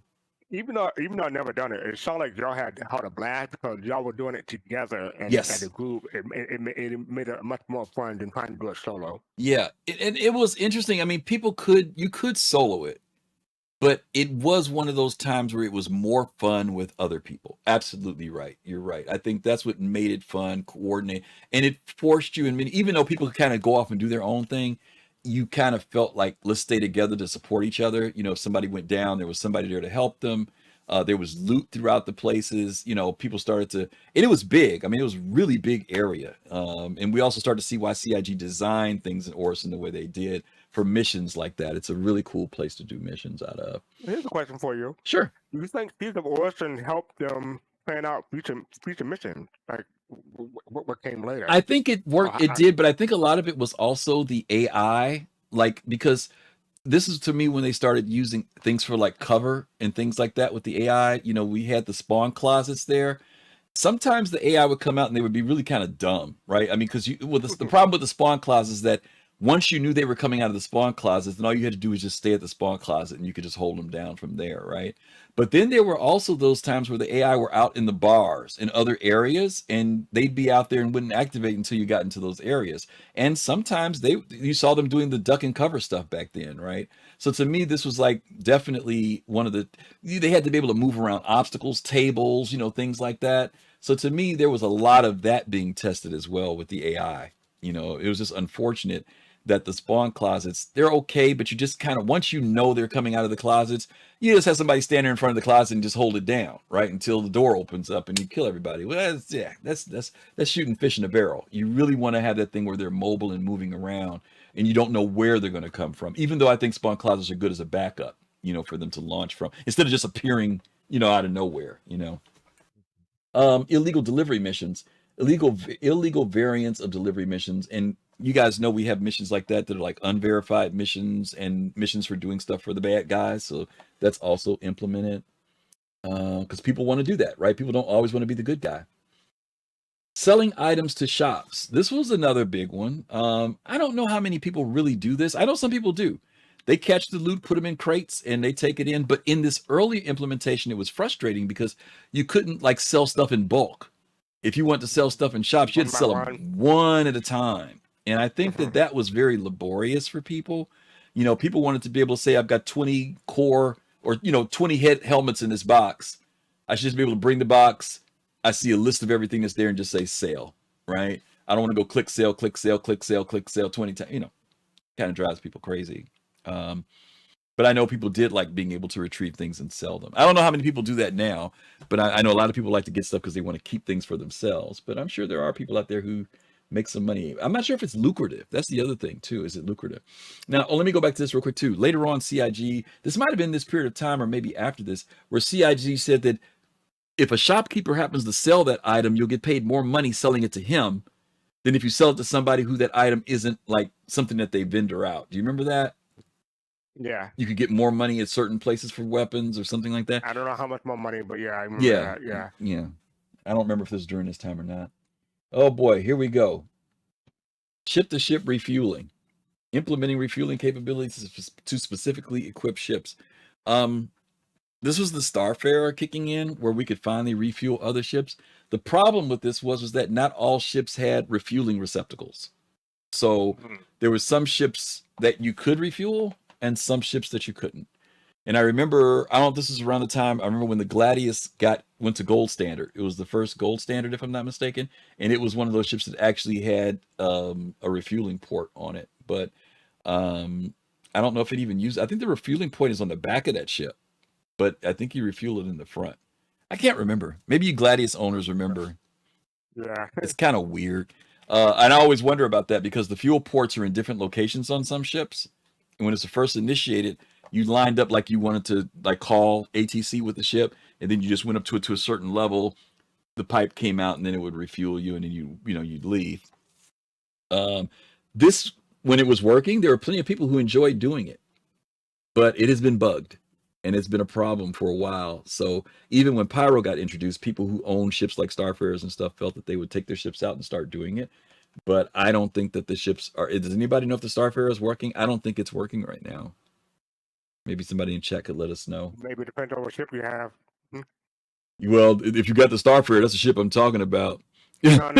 I know what you mean. I know what you mean. No, I'm just saying it was acting wacky. Supposed to be on the back, but for some reason it was on the front. Okay, yeah, thanks, Colossal, when refueling it. Yeah, okay.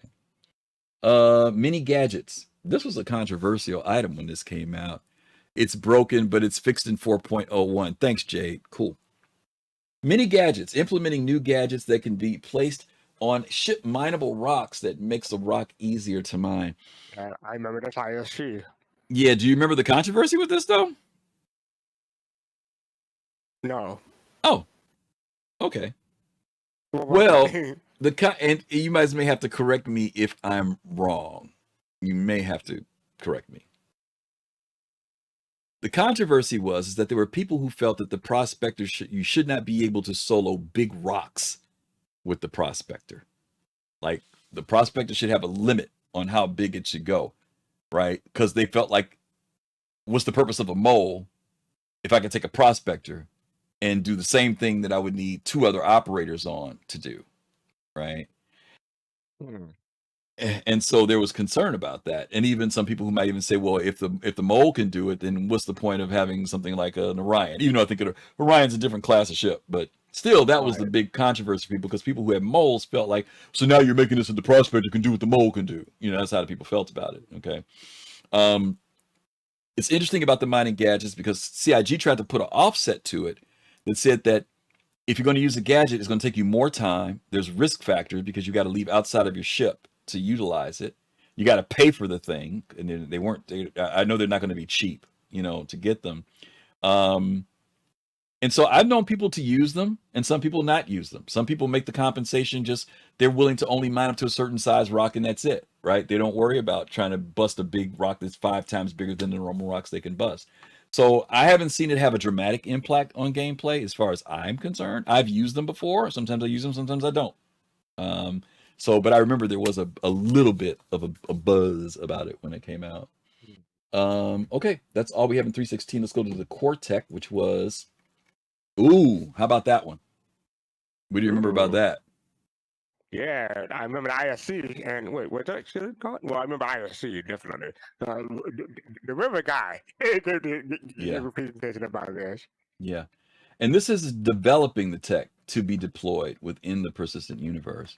Oh, it says release. No, I'm just reading what it says at the bottom about that they Okay. were developing the tech. I'm not saying that it didn't come out. I'm saying that they have more work to do. This is tier 0. They're developing it. Because when Rivers first came out, they were really funky. They looked great from a distance, but then you get up to walk up to them and the water would disappear or it would be above your head. It was just wonky as all get out. Some people also had problems with rivers being implemented in the game because the biomes did not reflect where there was water. And what I mean by that is that you would go into a biome and it'd be freezing. It wasn't even that. It just, the biomes didn't always reflect, make sense with what was going on with the water. It'd be arid biome, but it had rivers. Well, not arid, no, because they were only on Microtech when they first came out, right? And so it was just kind of weird. They were all right, but it was just weird, you know. If you could ignore the inconsistency somewhat, it was okay, you know. I don't know if you do it. Well, I guess what I'm trying to say, fastcart, is have you ever gone to a winter biome? There's winter and snow on the ground, but then there's flowers and trees all green and blooming. That's, Yeah, I mean, it was Microtech. in the water being there just added to it, making it seem really Oh, weird. okay. You know, All this right, I was got kind you. of weird. Yeah. All right, we're gonna jump ahead because our time is again flying by. We're almost at 320 now. We're at 320. All right, so we're not doing too bad. Let's go to 320. Let me close this one. Did I pass it? No, I didn't pass it. Where is it? Is that it? Oh, that is it. Oh, the screen. I got to redo the screen on this one, for the screen won't go down far enough. Hang on a second. Hold on to your horses, gang. Griff has got to do some technical stuff here to get all of that one in. Let's go. I can do it like this time. I think. At least I hope I can. How's that way doing in chat? Oh, Griff is doing that. Let us know. Yeah, I hope you Y'all guys are enjoying the hanging. I show? hope you guys are. Y'all learning anything? I hope you guys are Y'all- hanging in with us. Y'all remember tonight. something that you forgot? Yeah. Okay, this gameplay has 10 items in it. Ooh boy. Arena Commander front end update. Star Marine Okay. and Electronic Access merge into Arena Commander in this remade front end utilizing building blocks. You Building talked blocks, about this as I earlier. mentioned before, yeah. Yep, you talked And this about is this September earlier. 2023, so this is just before CitizenCon. Yeah, not too long ago, boy. Not too long ago, boy, we're building blocks. Whoops, yeah. Release. Arena I Commander. remember they talked about ISC, and yeah, they added a new not game pieces. What is it called? Racetracks, new racetracks, right? Yeah, new racetracks and stuff like that. Yeah. Now, this is around the time when I think that the whole thing came up with CIG expanding on what the community had done with racing. Is that right? Didn't some of the racing people? They added. They made several official racetracks tracks. that the people had made and brought into the game. Right. They made them official racetracks, right? Versus things that the community, which was great. I think it was very cool. This actually was like kind of the boom for racing, or maybe it was a little bit before. Oh, about 320. No, that's about it. No, Yeah, that's something it, like yeah. that. Maybe. Yeah. Hey, Buster the Destroyer. What's going Hey, on, Buster? Welcome, later. How y'all doing? Hope y'all had a good stream. Thank you all. Thank you, Buster. Good to see you. Even though I can't see you, it's good to know that you're out there. Thank you so much for sending your folks over. We're Soul Citizens gang. We're sharing tonight, doing a little reflection on coming from 3.0 to 4.0. The title of our show today is The Road to 1.0. So we're kind of going from the past to the present. Next week, we're going to go from the present to the future. And we're just now getting to 3.20. We've kind of sped through this. Happy to be here. Thank you so much, Ubu. Thank you for the follow. Buster, hope you had a great you, Ubu. stream. Hope you had a great stream. And y'all Soul Citizens, if you aren't following Buster, go ahead and click that link and give her a follow, please. Yes. Buster is one of our good friends. Dressed up like a hot dog at CitizenCon. Double dog. So, all right. Not the only thing she dressed up as, but yes, that was one of the highlights. Yeah, it was a good double dog costume. Okay, that was Arena Commander's New Arena Commander. Horizon. Yeah. Oh, yes. The New Horizon Speedway. This was the first racetrack that we had in Arena Commander back in the day. The Floating City. Right, Fastcart? Yeah, it was one of the three. I remember three of them, but yeah. Yeah, but I mean, the Floating City was the one that everybody was all crazy about back in the day. Right. Yeah. And then they And it had redid that, it. and it had an announcer that I turned off almost immediately. He got annoying real quick. And then what they did was they actually put the racetrack where it was in lore in the Ellis system. And so now when you guys go there, before it was just like floating up, but you couldn't go down to the ground level. Now it's like that whole thing is there. It's really cool now. And they tightened it up a little bit more, so it's pretty nice. Arena Commander's dogfighting map for Jericho Station. The INS Jericho debuts as the first persistent universe location to be added to the dogfighting map lineup. Now, this was interesting because the Jericho Station ended up having a lot of things revolving around it with our missions. Was it Nine Tails that we used to do that around? At Jericho Station was one of the spots for it. Is part of the dynamic events. Was it Nine Tails or was it the other, or Xenothreat? Was it Xenothreat? Which one was it, guys? I want to say Xenothreat. I can't remember. I get them all mixed up.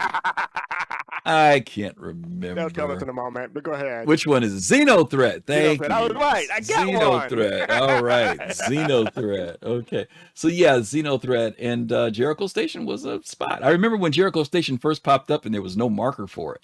And people were trying to find it out by was it what's it called? MC1, ML1, whatever it's called. You know what I'm talking about? The Lagrange point. Mike 1. Mike 1 by Mike 1. Yeah. Arena Commander elimination map, FPS map Echo 11 now playable in elimination. Arena Commander experimental game mode, limited time rotating game modes was also added. Arena Commander new dogfighting map, the Winner's Circle. Oh wait a minute, maybe it was the Winner's. It was the Winner's Circle, hosted around the locations of the New Horizon Speedway. Yeah, racetracks comes to the first in-atmosphere dogfighting racing map. There we go. Oh, okay. In atmosphere. Yeah. That was in atmosphere. Yeah. All right. Arena Commander new map, Security Post Korea. That was fun. Stanton's most popular security post plays host to all FPS and dogfighting modes. That's actually fun. All right. New missions. I don't remember Korea before this. What do you mean you don't remember Korea? Okay. Yeah, you remember Korea. No, I'm saying, why do I remember Korea before? This is just the updated. Oh, yeah. Yes. Okay. New missions, salvage contracts, cover up. Strip the hulls of criminal ships to hide evidence of their presence. This was when we started getting into salvaging for the contracts. People wanted missions for them. And it's interesting that we have had missions. We did have missions for salvage, but for the longest time, there were no, I don't think there still is. There's no mining missions, right? Where you actually get assigned to go out and mine a certain type of resource and bring it back. And mining people have been wanting them for a while, but salvage people did get them, right? Even though you could go out and find wrecks and stuff, but it was kind of cool to be able to get these missions that would come up that you'd have to do. And then there was a physicalized cargo update that came up as well. New cargo functionality included with the Hull C support and large SCU containers. Okay, containers becoming actually physicalized. Now this was bugged for a while, correct? There was what? It was not working for a bit. What wasn't? The physicalized cargo. Yeah. Oh yeah. Yeah. I mean, okay.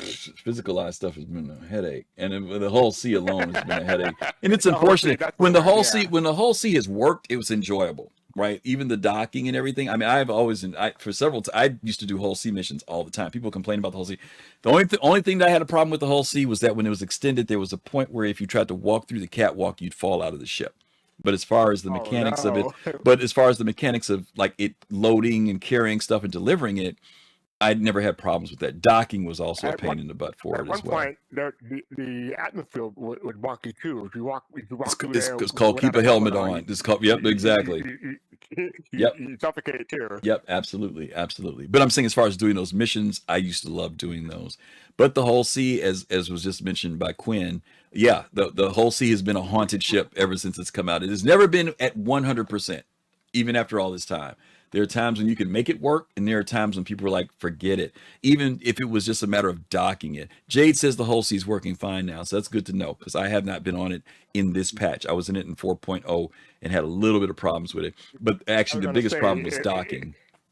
if the whole C is still not working after all this time, I can't imagine what the whole DNE will be Oh my like. God. Yeah, could you imagine, right? All right, 323. We're winding this down, gang. We're almost there. Because we're a little over tonight. Gameplay. Oh my God, there's 12 entries. Okay, I'm gonna try to do these as fast as possible. Arena Commander, new flight map, Miner's Lament. Adding Miner's Lament to all Arena Commander flags. And some of you guys may not know some of this stuff is in there because a lot of times people don't visit Arena Commander, so they may not know that some of this stuff is there. New missions, creature hunting. New missions to locate, kill, and harvest creatures. This is something that some people have done, but because there hasn't, I don't think because there's been a real economic desire for it or a gameplay desire for it, people just went out there and tested it, but that's it. I don't know that people really just go out there to hunt to turn in the little horns or whatever it is they have. And that's unfortunate because there would be people who would be willing to do that, or if it led to something else bigger in the game. Arena Commander Engineering Experimental Mode. Some of you guys did try this out in Arena Commander, where they had the A2, where you could go on and do 3 experimental game modes added to Arena Commander in order to test the engineering gameplay, which was basically the fuse system that was in the ship. Some of you guys did get a chance to test that out when it was out there. Arena Commander Custom Lobbies. Implementing custom player-made lobbies back into the Arena Commander. You know, making the custom lobbies has been cool, but it's not. Sometimes I feel like it's not intuitive. If you've never done it before, when you step into it, getting people to partner up and getting them in with you and launching sometimes can be a little bit confusing. But it was implemented. Moby-Glass rework. This was a big one. Reworking the Moby-Glass using building blocks and reworked apps. And again, as I said earlier when we first started this, back in the day with 3.0, 3.1, most of us thought the Moby-Glass was one sufficient item and that was it. We didn't understand that there were apps like we have on our phone that the Moby-Glass was designed to you to be able to customize over time. We've found that out over the last few years that that's going to be the intention. Like a phone app. Yes, right. We saw it with Squadron 42 where they talked about there was a military version of the Moby-Glass, right? The way it was laid out. But ultimately, those little buttons at the bottom are apps, and we're supposed to be able to, at some point, if you're a miner or if you're into doing this or doing that, you'll be able to customize those. But we'll see if that happens. But that was the idea. Hence why on the website, hence why on the website, stuff is called apps. And that was another thing that we didn't connect back in the day because we're so used to looking at a menu on a website, but we don't see that it's the Star Map app or the app. You know what I mean? That was supposed to be tying into the website. And new players are always confused about why is the website set up like this? Exactly. Why is it doing it? Exactly. FPS loot system, new loot screens for quicker and more reliable inventory management. This was also somewhat not intuitive to me. Once you do it, you kind of get it, but it takes a little bit of monkeying around when you're looting a body. You know, what you can click on, what works. Sometimes it doesn't work well. That's another problem with it too. Inventory sizes have changed, so it makes it a little bit easier, but it's been kind of a weird thing for me, I think. I don't know about everybody else, though. The FPS map. This is something that people did look forward to and did like, was the implementing of the mini map for the HUD as well as interior ships in the FPS gameplay. I think people do like this. What do you think about this, fastcart, since they've given us the map? Yeah, it helped me a lot when I doing IE, when I went on to Polaris, and I rented one, and yeah, I was getting lost in that thing, and then I looked up and said, "Oh, that's where I am." It helped a lot. Okay, and it's interesting because I'm one of those people that never looks at that map ever. For some reason, I don't. I'm kind of more of a force myself to memorize things a little bit more. I know that when they showed it for later on, the importance of having the map when you're doing like missions where you break into a computer to find out the layout of a place and stuff, that'll probably be when I definitely will use it more.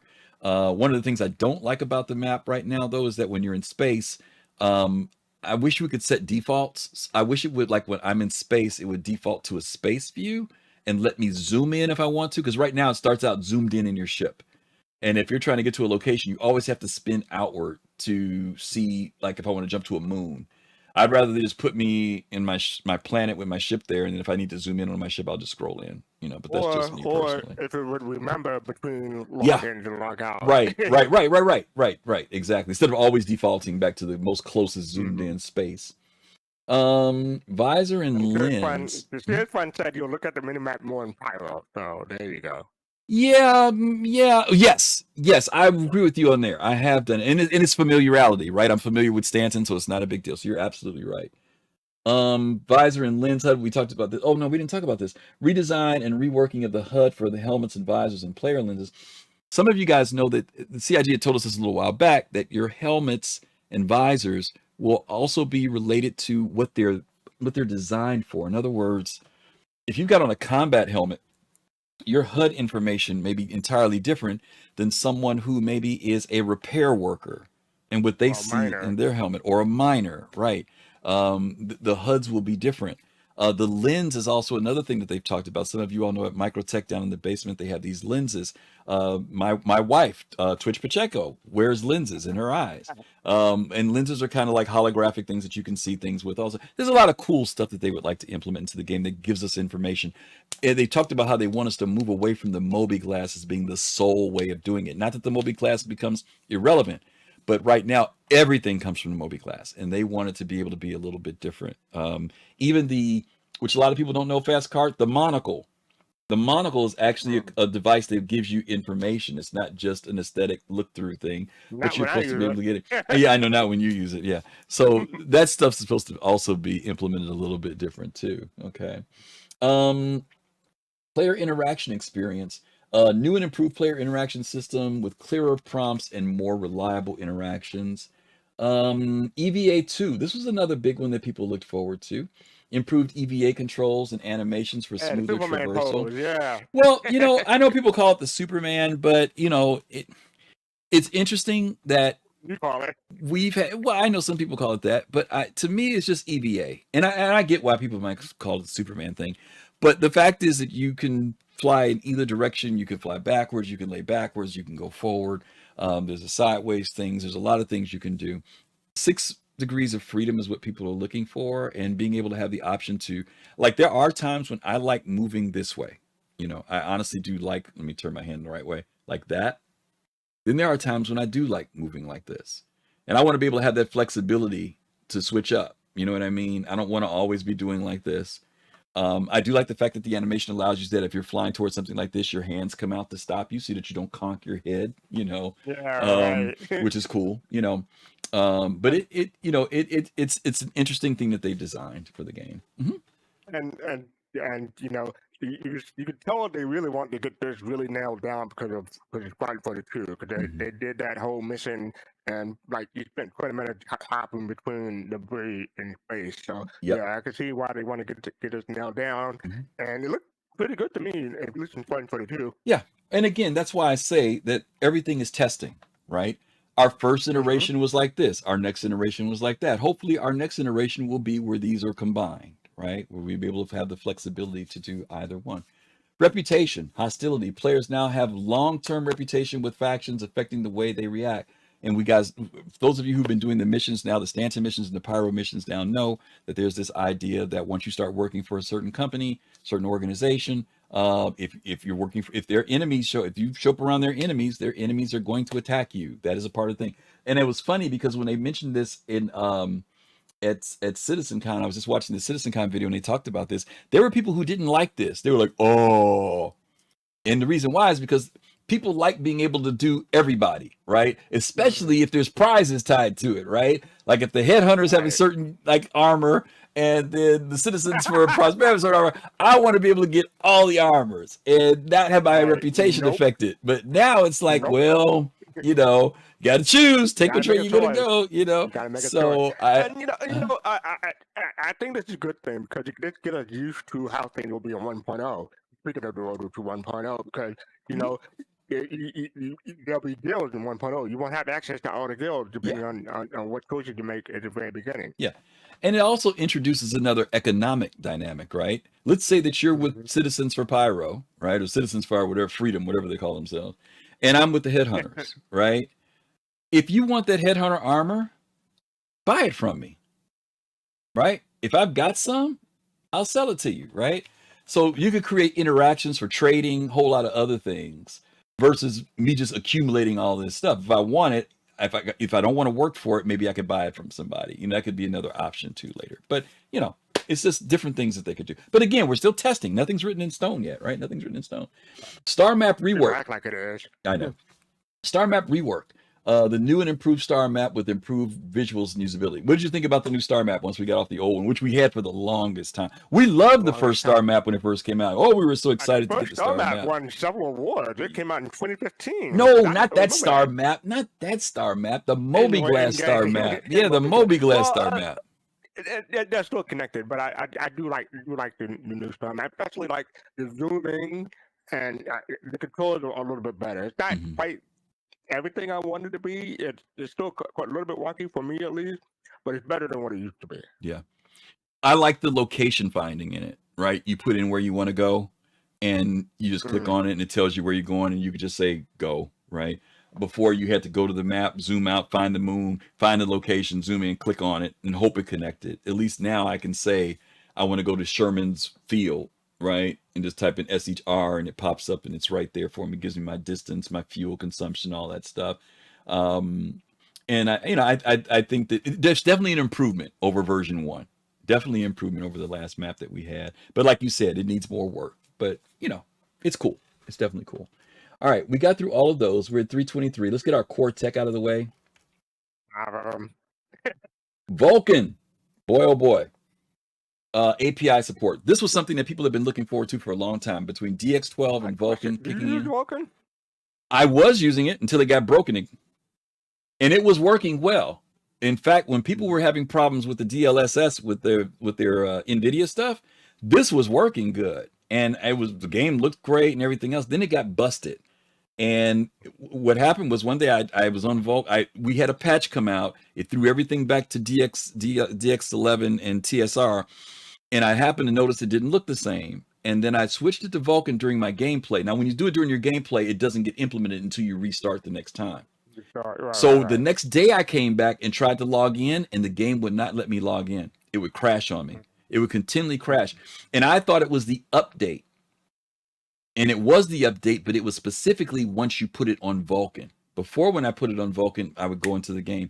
And for a couple days, I was frustrated thinking, okay, well, maybe I just got to wait till the next patch. There's something going on. And then I remembered, I said, what did I do differently? And I said, I forgot. I changed it from DX11 to Vulkan. As soon as I put it back on DX11, bloop, loaded right into the game. So Vulkan has been doing this up and down thing recently a lot. I don't think it's working now completely. What card am I using? I'm using that AMD, whatever high-end something X card. 59, 50, 79, 50X, something like that. I forget what I've got. But it's like a year ago it was their high-end card, whatever it is. Okay. But Vulkan was definitely crapping out on it. Okay. Water simulation and remodeling. Of course, this was something that people got excited about, but then as people looked at it a little bit more, they said, it ain't completely there yet. And then CIG started working on improvements for it. Of course, they came up with their own unique way of making it happen in such a way that it doesn't have dramatic impact on performance. But of course, when we saw this at CitizenCon back in 2953, back in 2023, we were very impressed with water simulation. Volumetric clouds. We also saw this, right, with the big update. Yeah. This was also updated visual fidelity, as well as introducing volumetric shadows and ground fog. Fastcart's got to get some drink.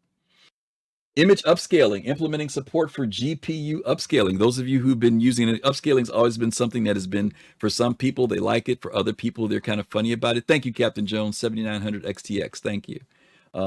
Some people like it. Some people don't even mess with upscaling at all. And then the last one, the last one here is replication layer update, separating the replication layer from the game server to prepare for server mesh environments. That was a really big thing. Another one of our technical leaps that we did with CIG. I know we didn't do 318, but we know that this implementation of the replication layer and a whole bunch of other stuff has been a process leading to server meshing, which is where we are now. And this is 2023 that we're looking at, and this is from May of 2024. So yeah, it's exactly before Invict this week. Absolutely. Ops Chief, thank you so much for that sub. We appreciate you. 44, man, dang. Thank you. You're an old man too. You've been around here a long time. Thank you for your support as always. Okay, boy, we went through a lot of stuff here. Not Um, enough. I know we only did half of these things, guys. We actually, because we had to Really? skip every three, so we still didn't get to do all the ones that we would have liked to have done today. Which I'm sorry that we didn't get to do that. But what I do want to do, we haven't had a chance to do this. So if you're hanging in here, okay, first of all, if you've hung in all this time for the show, we really appreciate you. We're 15 minutes over. And normally I'd be kind of wrapping things up and saying we're going to be done. But today, specifically, we're going to do one more thing here. As you guys know, for us, this is in the United States, this is Black History Month. And we always usually do something to highlight someone that we think has done something very cool and contributing to society.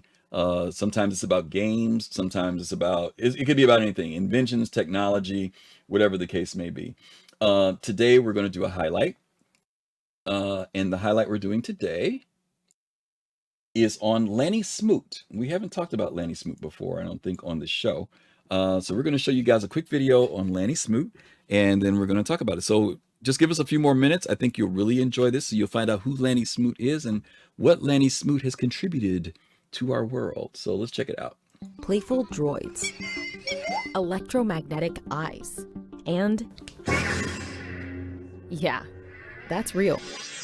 Pretty cool. These inventions represent Disney's most experimental technologies, made here at its research and development lab. It's more like Area 51, and we've done a really good job of making sure that people don't understand what's happening inside of this building. Inventors here build creations that are crucial to drawing guests to Disney's parks, the centerpiece of the company's most profitable unit. Disney is facing increasing competition from rivals like Universal.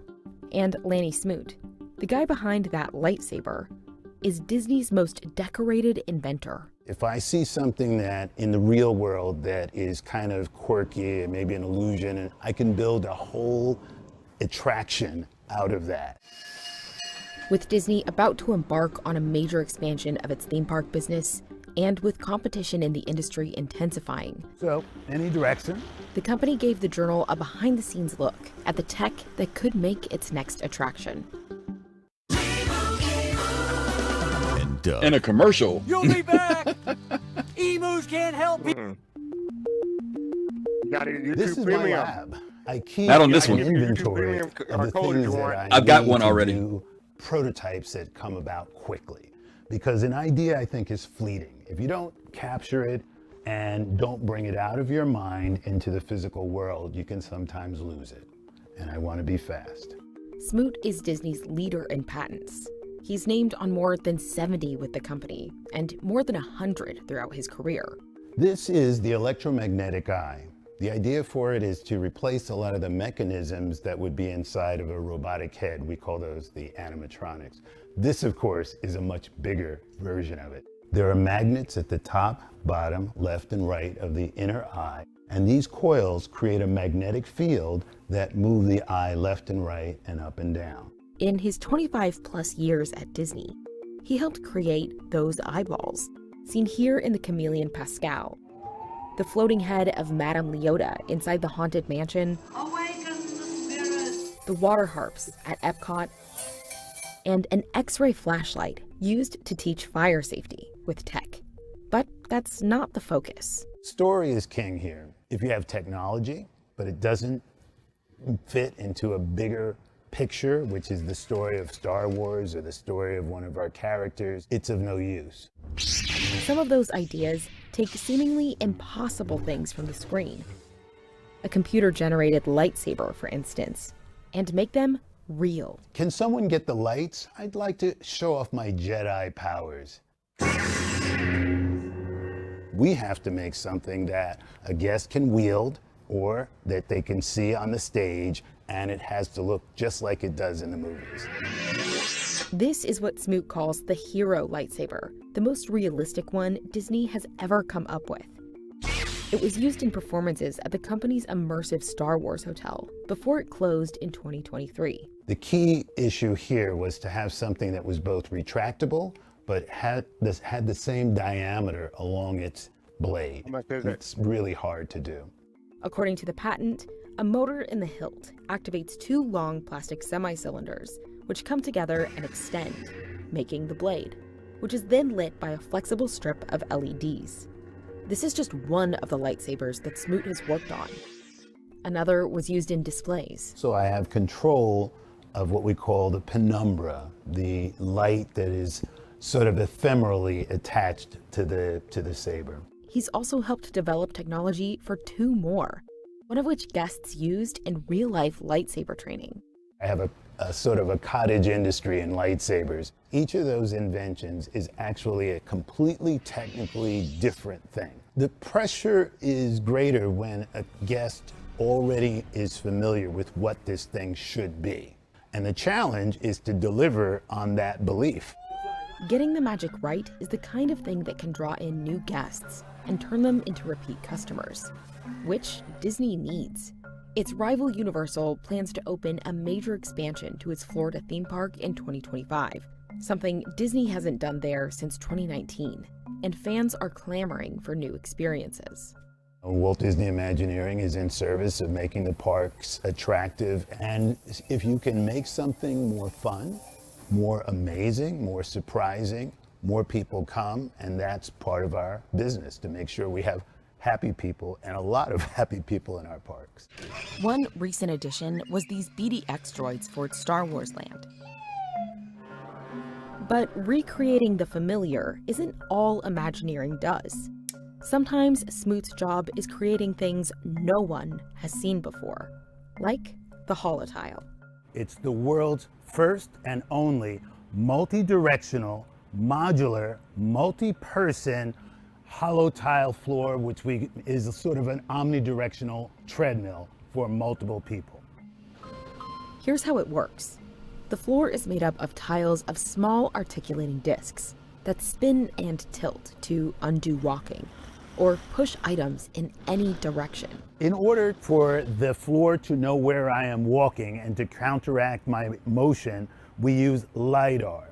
Beams of light or circles of light are emitted from these devices, and the reflected time of flight of light lets them know where my feet are on the floor.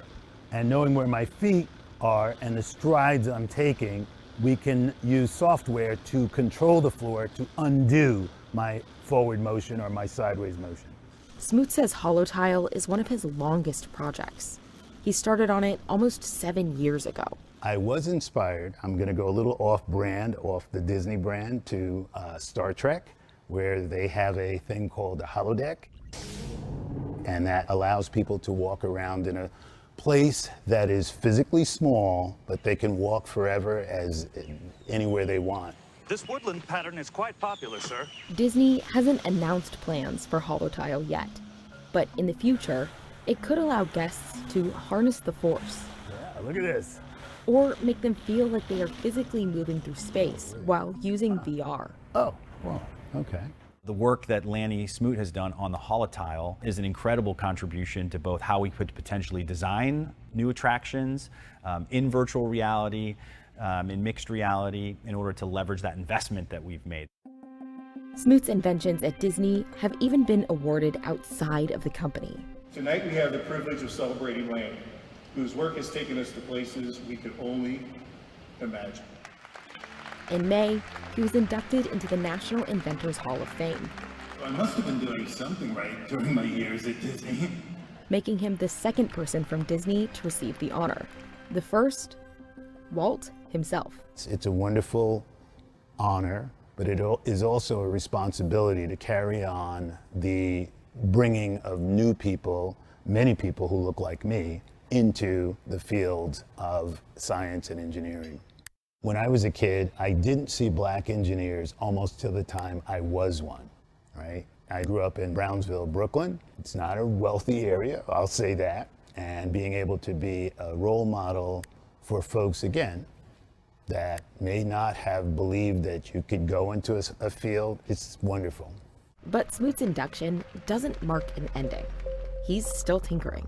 So as I talk and my voice is louder or lower, I am making my little friend, that's just a still image in 8 places, talk.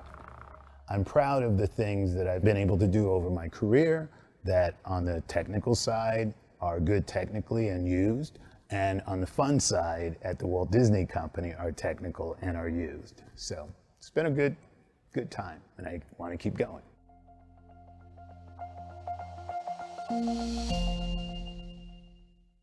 Alrighty.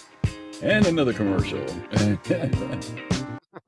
All right there, FC. What'd you think of that? Lanny Smoot. Pretty cool.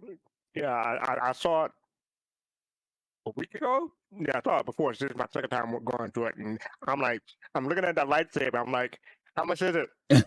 people saw the holotype and when they say how much is it? I don't know how much. These things are not going to be cheap. I can guess. Yeah.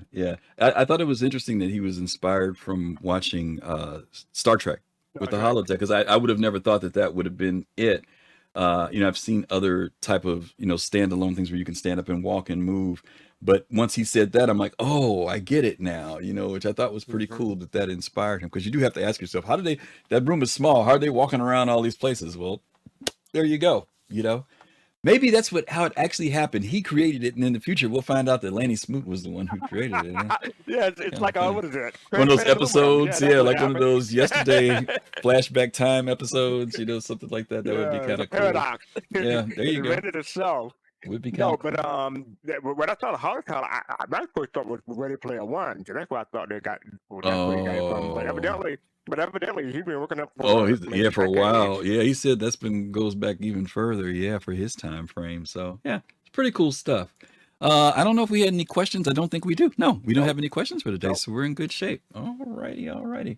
Well, listen, we know you guys hung in here with us for a good while. We're just about to tap off for almost 30 minutes over our normal time, but we appreciate the fact that you guys have hung in here, and we hope you really enjoyed our conversations tonight. Next week, we're going to be picking up on part 2, which is going to be from 4.0 to 1.0. And just so you know what we're going to be doing, we're going to be going back over that last episode or the last session from CitizenCon with Richard Trier, where he talked about the direction that they want to go with Star Citizen.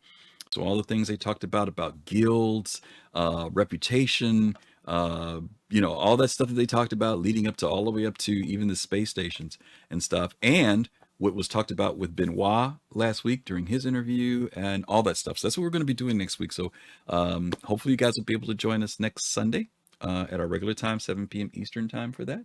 Fastcart, why don't you tell people about what we got going on this week on Thursday?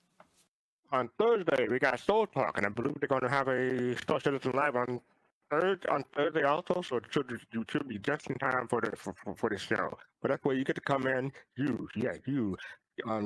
Star Citizen community. You get to come in and talk with us about what's going on this week in Star Citizen. We normally cover ISC or Star Citizen Live, which is what's going on that week. Cover the sneak peek, and whatever else is happening. I do want to give another shout out before we move on to next Sunday. Well, you already said next Sunday, but I just want to give people a chance to check out. Griff just put out a night mix on People's Radio, so check that out. I put the link in the chat for y'all. Check that out. Well, thank you. I appreciate that. Also, I think Jade put out one as well. I think we both ended up doing something for Coramore. And for Valentine's Day. So if you guys want some really cool music to listen to, that even though it was just a few days ago, take a listen to it. There's some good music out there from both Jade and myself that we think you guys can just chill to and enjoy and support the People's Radio. It's one of our great stations that we have in our community. Let's see, next Sunday, as I just mentioned a second ago, sorry about that, gang. Why do they have this so that icons come up? I'm sorry. We're going to go ahead and set up. I'm trying to find someone new and different to raid. We're going to raid. This is somebody who I've never seen before. Are they playing?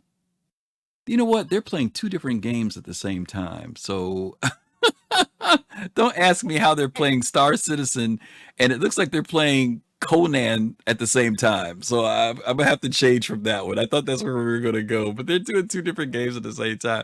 We're gonna do Kelsar Prime. That's who we'll do today. We'll do Kelsar. He's a good friend of ours. So let me set that up real quick. give us the little plug about our social media and stuff, Fastcart, while I'm setting this up, please. Yeah, sure. I'm going to follow us. You want to follow us on social media with Soul Citizens with S on the end everywhere. Make sure you hit like, subscribe, and follow depending on what platform you're on. Make sure you hit the notifications so you know when we go live, depending on what platform you're on. And yes, you already did the merchandise, I assume. So yeah, click the link down below to see if you want to support us just for buy merchandise. We're also on Patreon.